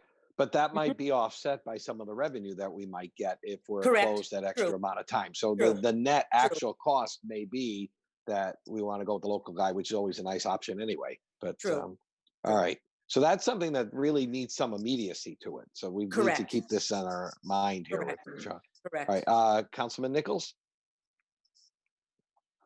Oh, we can't hear you. I can see Still you. muted. Sylvia, we can't hear you. That better? That's better. Yep. One of my concerns is, having been through all these pool issues over and over again, if we were to leave it, and you said there was a possibility that we'd get a year or so out of this, there was it really failed somewhere in the middle of the season. It seems to me it would add considerable expense to then drain the pool for the second time. Correct. And that adds to the expense. You've already done that, so we wouldn't have that part of the expense. So it would also reduce your revenue if you couldn't use it for swim meets or for at the Y or any of that. So the financial impact of leaving it till later will be greater, in my opinion. Is that correct? Yes, I agree. I agree. And that it plays into the thing. So in my opinion, it's probably the more important project to try and find a way to do while the pool is empty than and putting off the epoxy part until later. Agreed. Yep. All right. For any other questions or issues regarding the budgets for the pool and park and rec? All right, this is definitely something that needs to stay on our radar. And Mr. Orris, maybe you and I can talk about this with the town manager to get it moving along. If see what his recommendations would be, because it's a full council issue, not just a budget committee issue. Well, I would agree with that, Dave, but in the same token, I'm not convinced we should be just assuming that everything we approved under the prior capital budget absolutely has to get done. I'm looking at it as we may be looking at some of that stuff in light of where we are with this pandemic and delaying some of that. So I understand the urgency for the pool, but I'm not convinced right at this moment this is okay, just don't do the deck and you do the liner. I think all options have to be on the table if we're going to really try to do what we're talking about doing relative to keeping this budget very minimally going forward for this year. So I get it, but we got some tough decisions to make as a council. Yep, we do. All right. Thank you. Mr. Jascott had something. Oh, okay. Yeah, Jim. I know we've been focusing a little bit on the pool and on the capital, issues that they have too. But I before we leave this, I kind of want to also touch on the revenue loss that they've experienced, especially this fiscal year, because as you said, that will have an impact on their overall operation. And since the general fund does subsidize that to a large degree, Sean, I know there was like a summary that that I had worked on earlier that provided for an update. I don't know if that's something you can put up on the screen. Oh, I can. Hold on one second. Yeah. All right. All right. I know we'll try to go through this really, really quick because I know we need to get to Michelle here, but hold on one second. Yeah. I just thought it was important to kind of touch on it because it is related, and it is. It is. It's. Can everyone see my screen? Yes. Yeah, we can. So All I'll right. just try to. Jim, do you want the first tab or second tab? I could speak just off of, I guess it's the second tab that we want, yeah. So Okay. the $620,000 that was appropriated for fiscal 20, if, based on what Sheila and I looked at today, and based on projections of monies that we know are coming in, and also potential for refunds because of programs that may or may not be at this point, but taking a very conservative look at what we might have for revenues in fiscal 20, we're looking at 370,000. Now, when we first projected revenues for this year, we were looking at a really good year and probably meeting or even exceeding that 620. That significant revenue loss is going to have to be borne by the general fund. Just noting that they are short now lifeguards. They are down a administrative person at the desk. They're down a maintenance person. But even so, because we have projecting such a large loss of revenue at the end of the year, which just like the Parks Department in general, at the end of the year is when they pull in a good chunk of their revenue. So I don't have a good picture to paint, unfortunately, as a result of COVID and the pool being closed. It's likely we're going to need a significant increase to this year's subsidy just to get them through the end of this year. And if I'm reading that right, it looks like about $190,000. $190,000 is you are reading that right. That's potentially what we would need to increase the subsidy. Okay. Yeah, and just to recap what we said before, part of what's happening there is those expenditures should have been lower if we hadn't had such an enormous amount of emergency maintenance work that happened over the fall. So that's part of the challenge there. Okay. That kind of now gets to my point of maybe we have a bigger conversation to have other than just delay the deck and do the liner. I mean, that is pretty dire information that I just looked at. Yeah. Well, the other piece of that, if I may, is that the whole budget makes up the piece. It's every department, it's everything. Some may be experiencing some savings so that we're not going to have to knock all that money over to that subsidy. Even though on paper it's got to go there, some of those savings may help in the current year impact that 190 we've got to add to it because of the savings in this year. I mean, you can't paint that picture yet because we haven't gone through the whole budget savings in the current operating year. That's all I'm suggesting. We can't make any decisions now just off of that dire looking thing, except that it is dire. Yeah. Well, and taken by itself, it is a tough number, but we've got to see what the other departments might be able to save. But we know there's going to be some losses in revenue from the proposed budget as well. Not just this, but interest and all that. So there are going to be a lot of pluses and minuses that'll be being put together over the next month while we finish all of these budget reviews and come to a decision. Just one quick follow-up. If this was the only thing in the budget that was an issue, this would actually be coming out of fund balance, correct? What our projected surplus would be reduced and thus bringing fund balance to a lower number in the following budget year. Tim, that's correct. And I had seen some of this coming when I did my second quarter report this year, knowing that there were a significant amount of repairs that were done at the pool that hit to their operating budget. So I was expecting to likely have to ask for an increase to their subsidy to begin with, but with the deterioration of the revenues, it's going to be a lot larger, as you could see, than I was originally projecting. Right.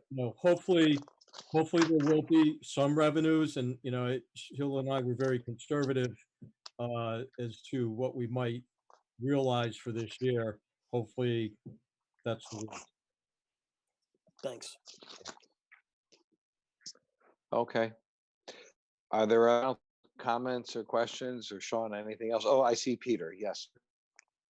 My only thought with regard to Chairman Orris's statements before, the reason why I was looking at the, the epoxy and the liner, because that's capital.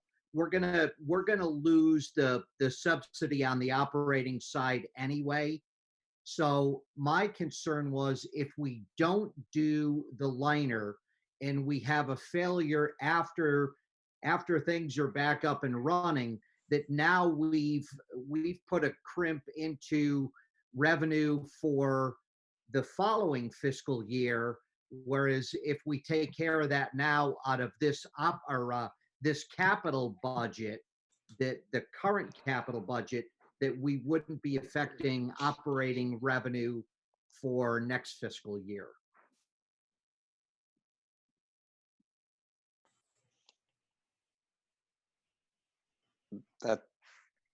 That certainly is a logical way to look at it. But it still all needs to be it still all needs to be an overarching look at, are we being as tight as we can with dollars everywhere? And the impression needs to be that we are, especially in these tough times right now. And I understand the difference between operating and capital, and this may be in there, but if it's in the CNR, it really is more or less operating funds, because while that is capital, it still is an expense in there. It's not like we're borrowing and bonding for it. So that's all got to be looked at, and hopefully sooner rather than later, so we can get a recommendation. Yeah, I'm not suggesting, Peter, that your idea is a bad idea. I'm just saying I think we need to see the full picture before we make that determination. Yeah. And I'm not sure how quickly we're going to get to that full picture. I'm a little concerned by that, because I think we're going to see more problematic numbers, as my gut tells me, that we're not all of a sudden going to find an enormous amount of savings in our budget that is going to save the day on this issue. I think we're going to see more problems, but who knows? Maybe I'm wrong. Well, I don't like to disagree with you, so I hope you're wrong, but that we do get some better numbers as we get other departments. But who knows? You may be right, and we don't know yet. But Sean's going to give us the pieces as we move along. And sensing that you're ready. Yeah, only just to say that we are going to, as we have started to pull a lot of that information from all the departments, we're hoping to give you that at least master list even before some of the upcoming presentations. So you'll have Good. that Thank you. in the coming days. That'll be helpful to have it as a backdrop for everything. All right. Park and Rec and Pool, thank you so much. Appreciate it. Thank you. Your evening is done, if you would like. Michelle, I saw you pop in quite a while ago. Thank you so much, but please take the time that you feel is necessary. But we do appreciate you waiting around to run a little bit later. So thank you. And Sean, do I start with you, or do we go right to Michelle?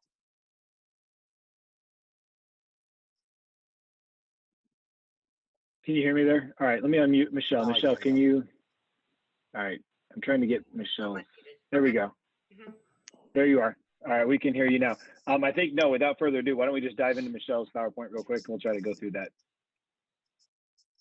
Okay. Are you going to put it up on the screen, Sean? Yeah, okay. Yeah, I'm just pulling it 1 second. And okay. There you go. Okay, so you can go to the next slide. Obviously, I'm giving the budget presentation for the Cheshire Human Services Department. I can tell you that we are probably not going to be the department that saves the pool, so we can get that out of the way right away.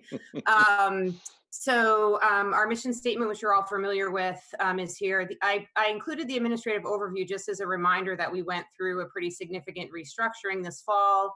And I just wanted to share with you that the transition has really been seamless. It has worked out beautifully.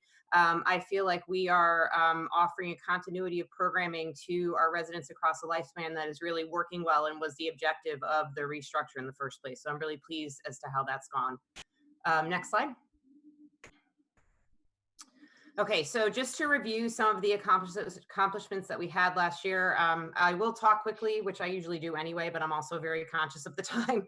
So I'll try to get through this as quickly as possible. Although this seems like history at this point, we continue to partner with public schools, the police department, and the health district to address the opioid crisis in our community, providing mental health first aid trainings. We work with the police department to bring the HOPE program to Cheshire, which is where people who are involved with the police and also are drug involved have the opportunity to enter into a recovery program rather than simply just being arrested. And I believe the police department is still developing a policy around that, but we were really excited to bring that program here. And we've received a couple of opioid prevention grants from the Department of Mental Health and Addiction Services in the amount of $5,000 over the past couple of years, and have been able to do some really successful programming around that. We do continue to consider opioid prevention a priority for Cheshire. Administered the Municipal Housing Rehabilitation Loan Program again. We partnered with the public school system and the health district to implement programs related to the United Way Suicide Prevention Grant. And also, as you may remember, we did a large data collection using the Search Institute's Attitudes and Behavior Survey. And we've been able to present that data to several different community groups and agencies to identify service gaps and needs for our community. Next slide. This year, for the first time, we received funding through DCF in the amount of approximately $29,000 to support our Juvenile Review Board. We have never received funding for our board before, and of course, we received the funding and the pandemic came, so it's not likely that we're going to be able to utilize this funding this year, but we're hoping to be able to put it off and spend it next year. We expanded our exercise offerings at the Senior Center in response to an expressed need by our senior community. We successfully merged the Youth Services Committee and the Human Services Committee to form the new Youth and Human Services Committee. We did hold our first organizational meeting just prior to the pandemic. It was incredibly successful. We've built a really strong coalition around the committee, and we were able to identify some priority areas and to start working on a 5-year plan for that committee. So I'm really excited and anxious to get back to working with them again. And then, as I mentioned, the restructuring of the Human Services Department, which has been really positive and successful. The Senior Center became a member of and received a grant through the Connecticut Healthy Living Collective as an aging mastery program site. Unfortunately, again, and you'll hear this probably repeatedly throughout this presentation, we've been unable to start that program, but certainly look forward to doing that when the pandemic ends. We also began implementation of the Dementia Friends movement, which includes training around dementia for staff and community members. Human services across divisions, so this is youth, social, and senior services, have created really strong relationships with local colleges and universities. And so we've become a really desirable internship placement site for graduate level interns. And that has been really wonderful in terms of supporting our staffing needs and whatnot at no financial impact really to the town. And as always, we continue to research and secure grant funding and revenue generating opportunities to reduce the impact on the general fund. Next slide. So in terms of our objectives for the upcoming year, obviously this is optimistic and hopeful that we'll be back to work soon. We're going to continue to focus on the opioid crisis and continue our community-wide approach. We are finally, with the development of our Youth and Human Services Committee and the coalition around it, in a position to should we be able to hold meetings again to pursue a drug-free communities grant application, which would be a wonderful financial support to our community. We are continuing to work on programming in our community around suicide prevention, anxiety, depression, and school avoidance related to anxiety and depression. School avoidance has been a rising issue in our community, and I think in communities like it, and much of it is related to anxiety and depression on the part of our youth, and so that's become a real target area for us. Again, hoping to implement the Aging Mastery Program. And then we're also going to look to pursue membership to the AARP network of age-friendly communities, which is an initiative that Stephanie Thoreau originally found and has begun to pursue. So she's already taken some steps for us to achieve that membership status. Next slide. We are working to reduce food insecurity through collaboration with the Community Food Pantry and the Cheshire Food Drive, continuing to work on the 40 developmental assets in our community. I'm skipping over a couple because I've already mentioned them, but we are also working to develop a more comprehensive social media plan to promote our programs and activities and increase access to resources. We have identified veterans in our community as a priority, and we're looking to increase community resources for our veterans and our families. looking to strengthen the programs of our Juvenile Review Board. As you know, the state has really pushed for community-based diversion, which has fallen largely in the lap of the YSB, our Youth Service Bureau, which is the Human Services Department. And so again, with this funding that we've just received, we should be able to really enhance the services of that board and expand the reach in terms of helping our youth and families. And then lastly, working with the Youth and Human Services Committee to implement the 5-year plan that we developed at the organizational meeting. Next slide. I just wanted to give you an example of some of our current grant programs. I won't go through them. You can go to the next slide, but you have that just for your information. Grants are a huge focus. And then these two are ones that we're looking to pursue. The Drug-Free Communities, I've already mentioned, and Care Partners of Connecticut, Inc. is a grant program that supports the programs of our senior center. Next slide. So in terms of our budget, it's going to remain mostly the same. There's a $7,000 decrease in the salary account and an increase of about $4,100. There's a typo right there in the non-salary accounts, which is reflective of the following. So the $7,000 decrease in the salary account is due to the fact that our senior services administrative assistant retired. And we were able to hire somebody in-house, which resulted in the small savings there. In terms of increases, when we merged the two committees, they both had small budgets. So what I did was I took their budgets, which were $500 each, and added $500 to them for a total of $1,500 and put that in the account for the Youth and Human Services Committee. Because I do believe that committee is going to be productive in doing work and we'll need some funding to support that. We requested an increase in our program services for our senior center, and that is due to the fact that our course instructors who offer our exercises classes and things like that, who currently get paid $35 per class, in other communities they're receiving about $50 per class. And some of them had come to our senior services coordinator and expressed that they were, feeling undercompensated and whether or not we could do something about that. And so we did request more of an increase, but it was approved by Sean at $1,000. So we'll be able to increase the fees for some of our instructors, but probably not all. And then the auto allowance account, and I mentioned this just because there's such a small increase to our entire budget, and this does represent some of it. So I'll just explain this to you. So I have had a quarterly mileage reimbursement for the entirety of my employment here. And as some of you may know, last year I was responding to a crisis incident on Mountain Road, and my van was totaled while I was inside the house, and I was in my personal vehicle. Luckily, I wasn't in the vehicle, but the van was totaled and whatnot. And so in discussions about the fact that I am technically on call 24/7 and apparently have very bad luck, we thought it might be a good idea to switch from a quarterly mileage reimbursement to an auto allowance because my car is used for work quite frequently. I just wanted to explain that to you. And then an increase of $1,125 in the youth services account, which is our 5501, our membership fees. And that's to account for the licensing requirements of our youth and family counselors. They both have requirements that they have to meet in order to maintain their licenses, achieve their licenses, CEUs and things like that. And so that's where that funding is for, what that funding is for. Next slide. And then Sean had asked us to give kind of an overview of the COVID-19 impact.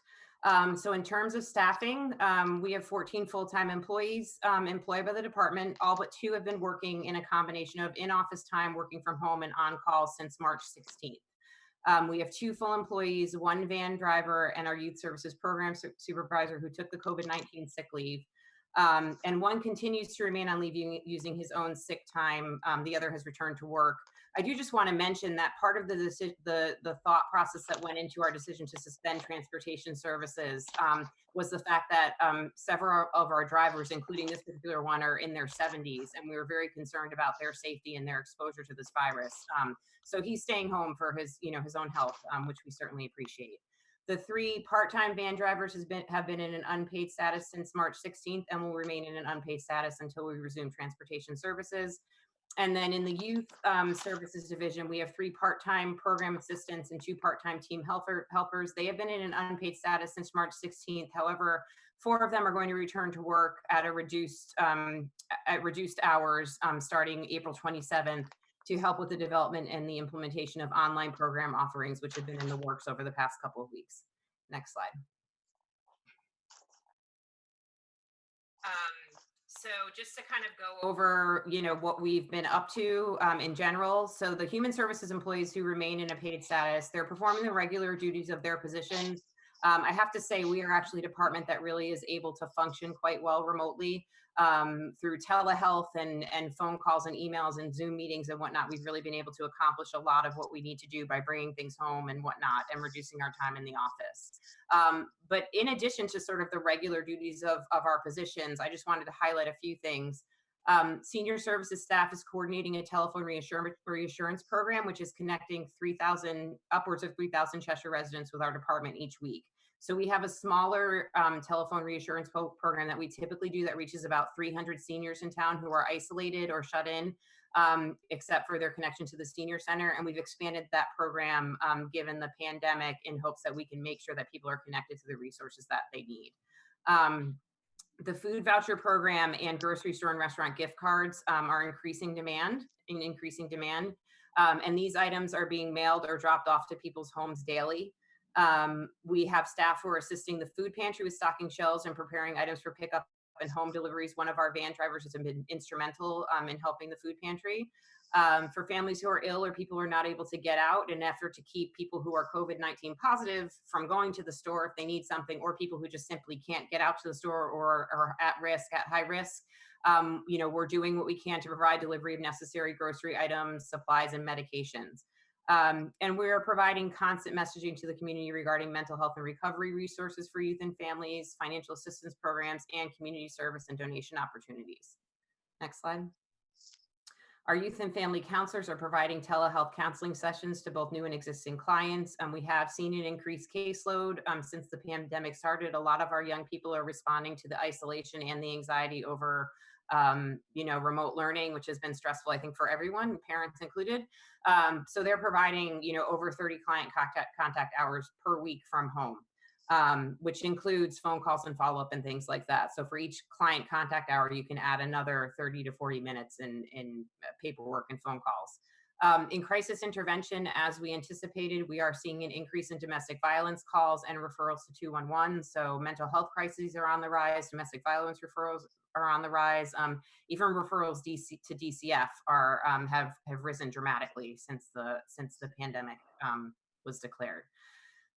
We developed the COVID-19 assistance program, which was made public only yesterday. And at last count, we've already received over 116 applications for that program. So that's going to be quite time consuming to manage. We do stay in contact as a staff with regular staff meetings using the Zoom app. And the Masks for Seniors program, which our senior center started, has currently, I believe the total is that they provided over 200 masks to Cheshire residents. And that's staff and volunteers working together to provide those masks, mainly for our senior population. Next slide. Okay, so this is the numbers piece. So I'm just going to kind of go over this with you quickly. So there are a couple in our personnel services where we had some savings. You can see that with our part-time building supervisors and our van drivers, there was a small savings, not a large savings, but upwards of $2,000 for our building supervisors for the rest of this fiscal year. And then if we are closed for the first quarter of next year, there'll be a savings of about $1,600. In terms of the van drivers for the rest of this fiscal year, without them working, we're looking at a savings of about $3,700. And then again, with the first quarter closure, a savings of $6,534. Next slide. In terms of our youth services program assistance through the rest of this year, we're looking at a savings of upwards of $15,000 in that line item. And then if we close for the first quarter of next year, we're looking at a savings of about $9,500 in that line as well. In terms of our programming expenses, because we are unable to hold a lot of the direct service programs that we hold both in senior services and in youth services, We're looking at a savings of about $4,000 for the rest of this fiscal year. And if we close for the first quarter of next year, a savings of about $7,500. Savings of about $9,000. If we close for the first quarter of next year, we'll see a savings of about $5,700. In terms of transportation services, I felt it was good to look at these numbers because our vans really aren't out on the road at this point.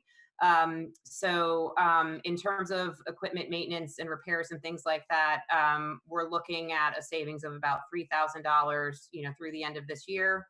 And with the first quarter closure for next year, savings of about $1,450. And then in terms of gas expenses, this might be higher based on the fact that the price of gas is actually so much lower than it used to be, but through the end of the year, we're looking at a savings of about $7,800. And if we close for the first quarter of next year, a savings of about $4,700. Next slide. So this is just the total estimated savings, in terms of each category that I mentioned. And then there is a revenue loss piece there. And so we are losing about $14,500 in revenue through the end of this year. And for next year, if we close in that first quarter, about $8,625. Next slide. In terms of the revenue broken down here, so senior services, and we're not really a large revenue generating department, but we will see a loss of about $13,500 again through the end of this year, and then next year $7,500. And in terms of youth services, a loss of about $1,000 through the end of this year and $1,125 if we close for the first quarter of next year. And that's it. Not too bad. It's 8:34. Yeah, very quick. Yeah, great job. And hey, you did go a ways.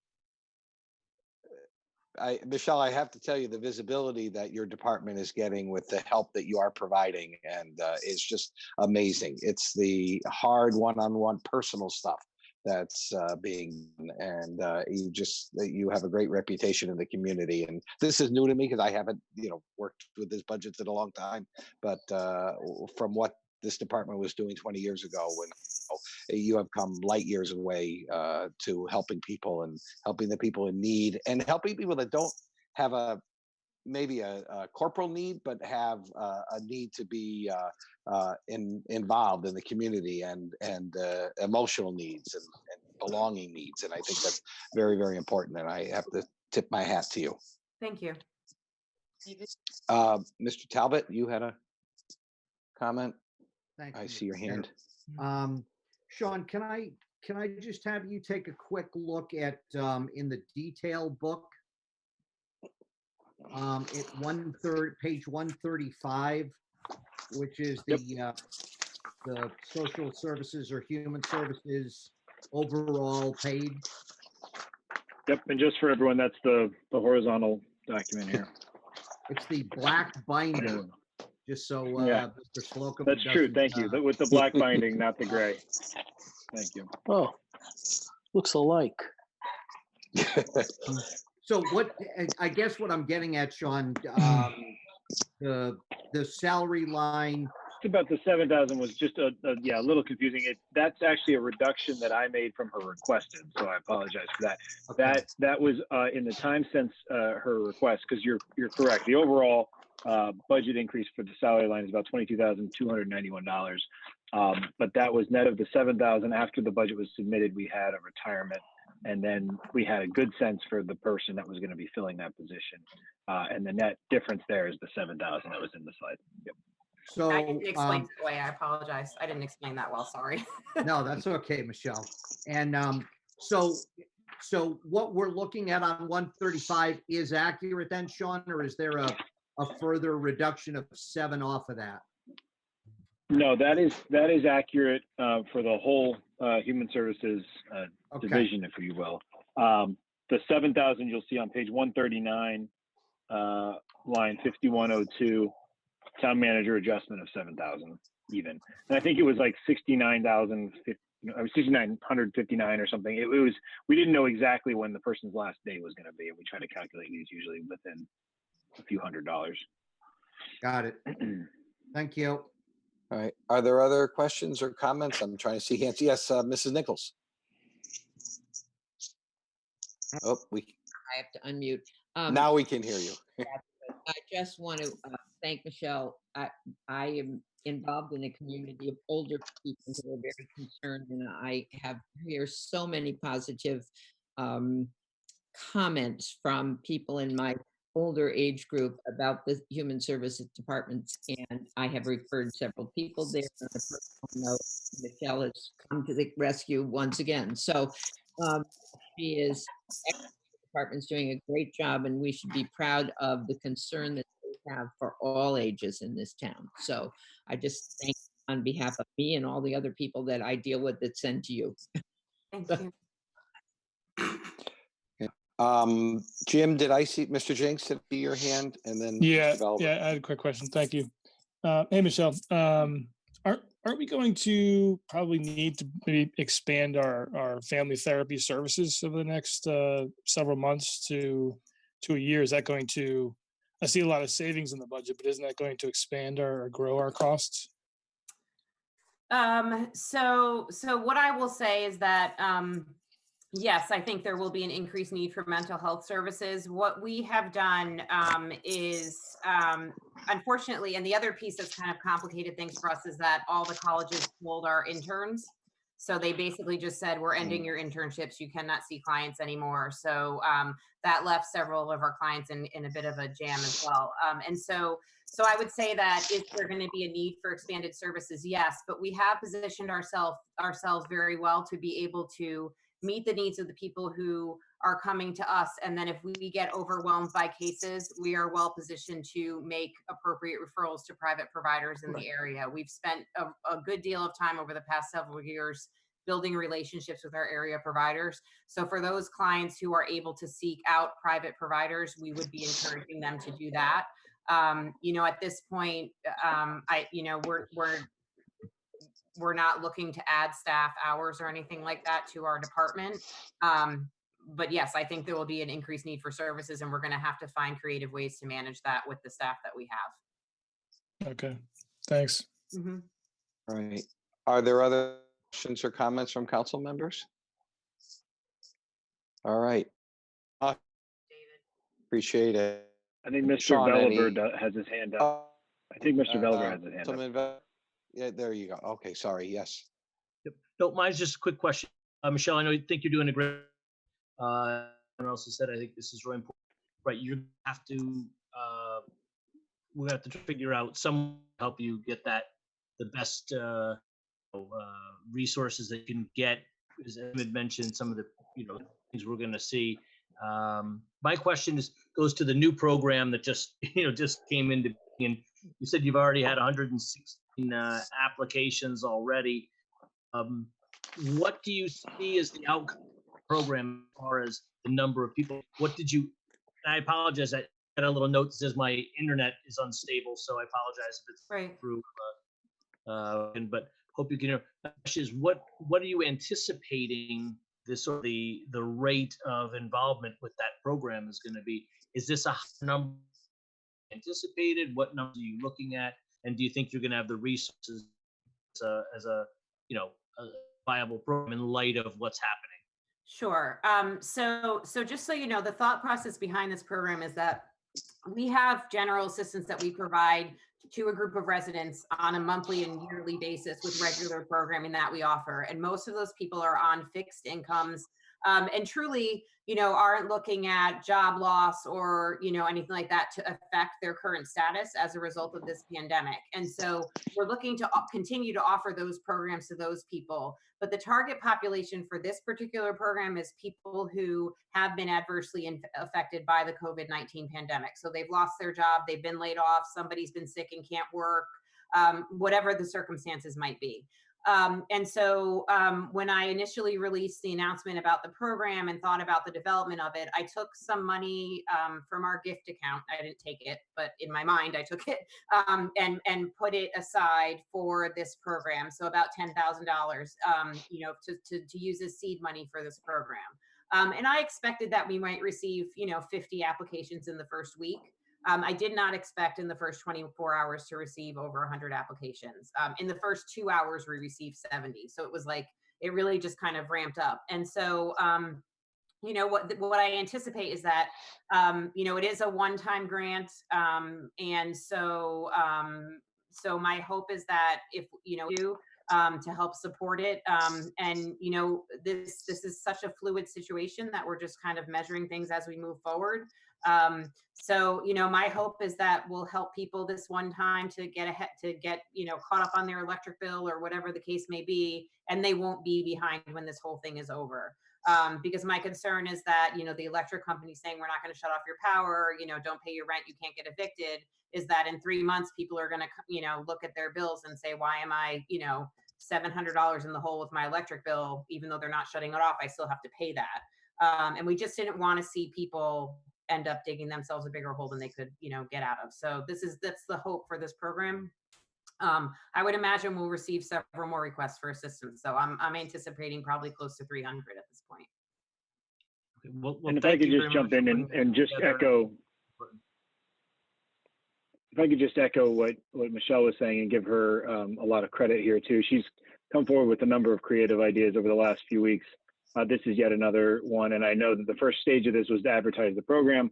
But again, in conjunction, and I hope everyone can help us with this, we want to advertise the opportunity to donate, because people are looking for ways to help their neighbors. And this is a wonderful, secure way to do so. And I can say, even in the 24 hours, what Michelle didn't mention is we've had a number of towns, both within Connecticut and from out of state, looking to us as a model, looking to Michelle really for a program model that really they're going to try to implement in their own communities. So Cheshire's really at the forefront here, and credit to that goes to Michelle and her team. Oh, Michelle, if I can just check in, David, sorry, quick, just to follow up. Michelle, thank you. My question is going to, like, Sean, you had a great point. How do people donate if they wanted to make a contribution? How do they do that? How's the best way for us to let people know to make those contributions to supplement this account? So again, just like they normally really do to the Human Services account, and just like you guys are generous enough to appropriate every year, every council meeting, I would expect, especially with the timely nature of this, that at the outset of some of the upcoming budget meetings, we may have a quick agenda item to accept and appropriate some of these gifts, because they are also town council meetings. And if we could do that, that would help put that money right into the account so we can continue to approve more of these applicants. So with the permission of the council, we'd love to get those on upcoming agendas as soon as we can. I do just want to add too that a lot of the requests have been for grocery store gift cards, which we certainly, you know, do accept and distribute on a pretty regular basis. And I also want to say that if people, you know, the mail has been a little bit tricky these days. And so we are encouraging people to drop gift cards and donations and things like that in the tax collector's mailbox in the town hall parking lot. So they don't have to actually enter the building, and it's, you know, one safe place. They don't have to deal with the mail and whatnot. So it makes it easier, I think, for everybody. Thank you. Councilman Walsh? Thanks, Michelle. I appreciate everything you guys are doing. It's an amazing thing to see how the town comes together in times of crisis like this, and you're leading the way with a lot of the programs you're doing. I just had a quick question. I know the food vouchers you were just mentioning, there's a limited amount that you have each month. Where are you with that, and how are you having run out, and what happens when you do run out? So the Cheshire food drive has been incredible, and we basically contacted them as we saw, you know, where this was going, and said, look, if we need more, you know, what can we do? Because we do get a certain amount a month. And they basically were like, look, if this crisis is what runs us broke, then that's fine. We'll give you as much as we have. And so we actually just had them drop off an increased number of vouchers to us this week. They've agreed to give us our May vouchers early because we're mailing them out as opposed to people coming in and getting them.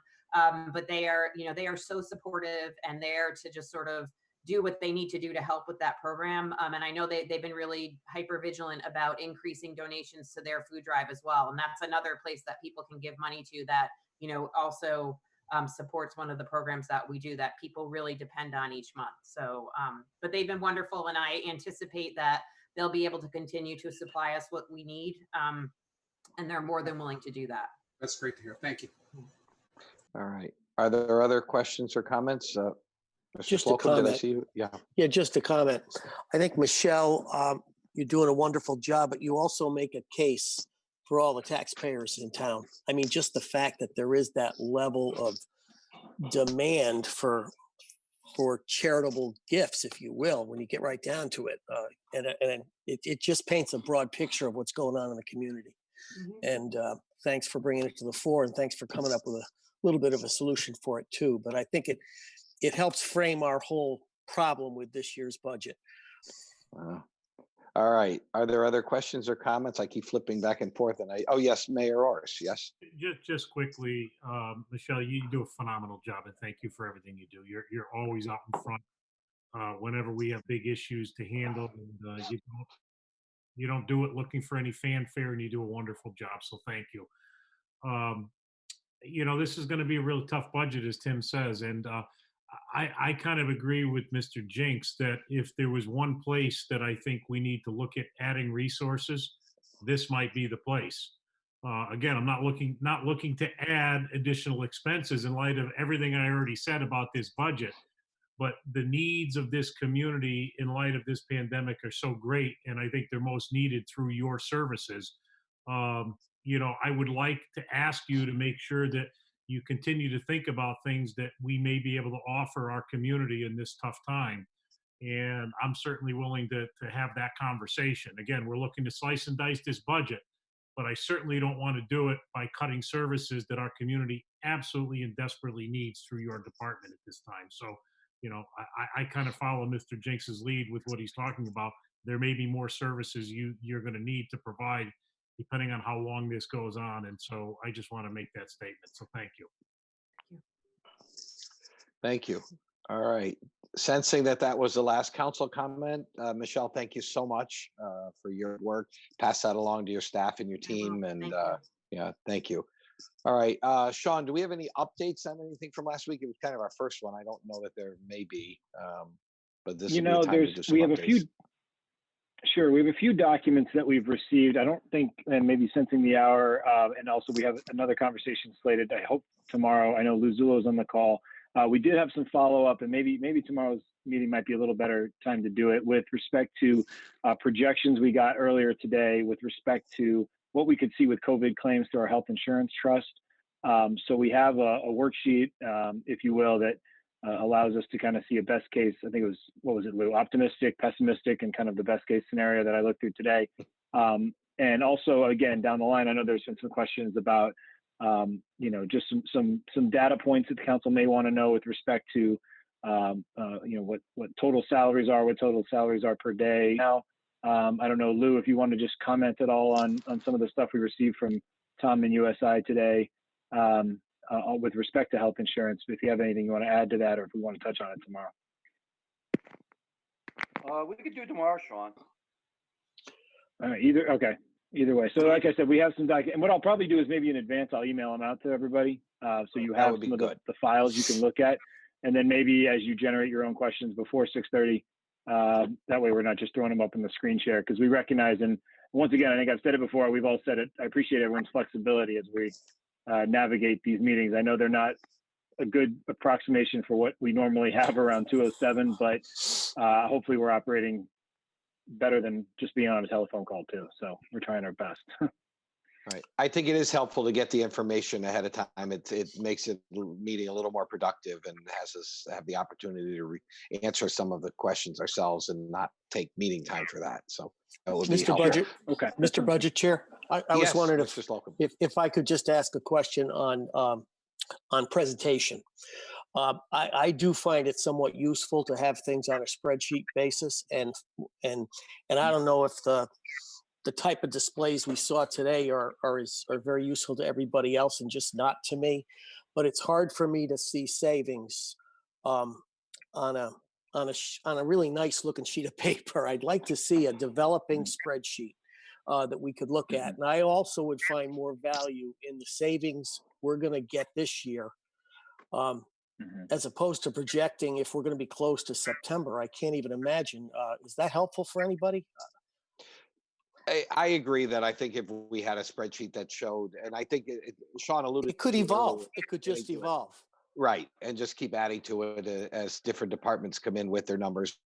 He said earlier would be before the end of the budget process. He'll have probably all the departments that give us, Right. so we know what the surplus, if you will, would be for this year, and what number we might have to work with to mitigate some of the increases we might have to look at for next year. Sure, yeah, and I think that's good feedback. We'll certainly focus most of our efforts on the current year surplus then, Tim, I think on that feedback, I think that's helpful. Again, what we were trying to do is not just show, yes, the surplus, but then just assume everything is business as usual starting July 1. So we're just trying to show, and we chose 3 months only because it's at least it gives you a bigger snapshot than maybe 1 month. Right. But certainly the feedback is well taken, and we'll certainly focus on pulling together a master sheet. As I said, I'm hoping in the coming days. Jim was already receiving a number of them back today, and we're going to be, having that operational savings, both expenditure, revenue projections for the current fiscal year soon to you guys. Right. Good. Thanks. All right. Are Tim, there I other? agree with your with your suggestion, Tim. And in addition to that, we have Mr. Talbot, who is always our running tally guy, right, Mr. Talbot? I've got them all added up in my head right now, Rob. Exactly. You always do. You do a great job at it. Thank you. All right. Sensing we are ready to move on, I guess we'll accept a motion to adjourn. And tomorrow we'll meet for fire, police, and animal control, but first the updates. Okay. So moved. So We have a moved. Motion, Second. Mr. Slocum. Second, Mr. Walsh. All in favor? Aye. Aye. We are adjourned. Good night, everybody. Good night. Good night. Thank you. Thank you, everyone.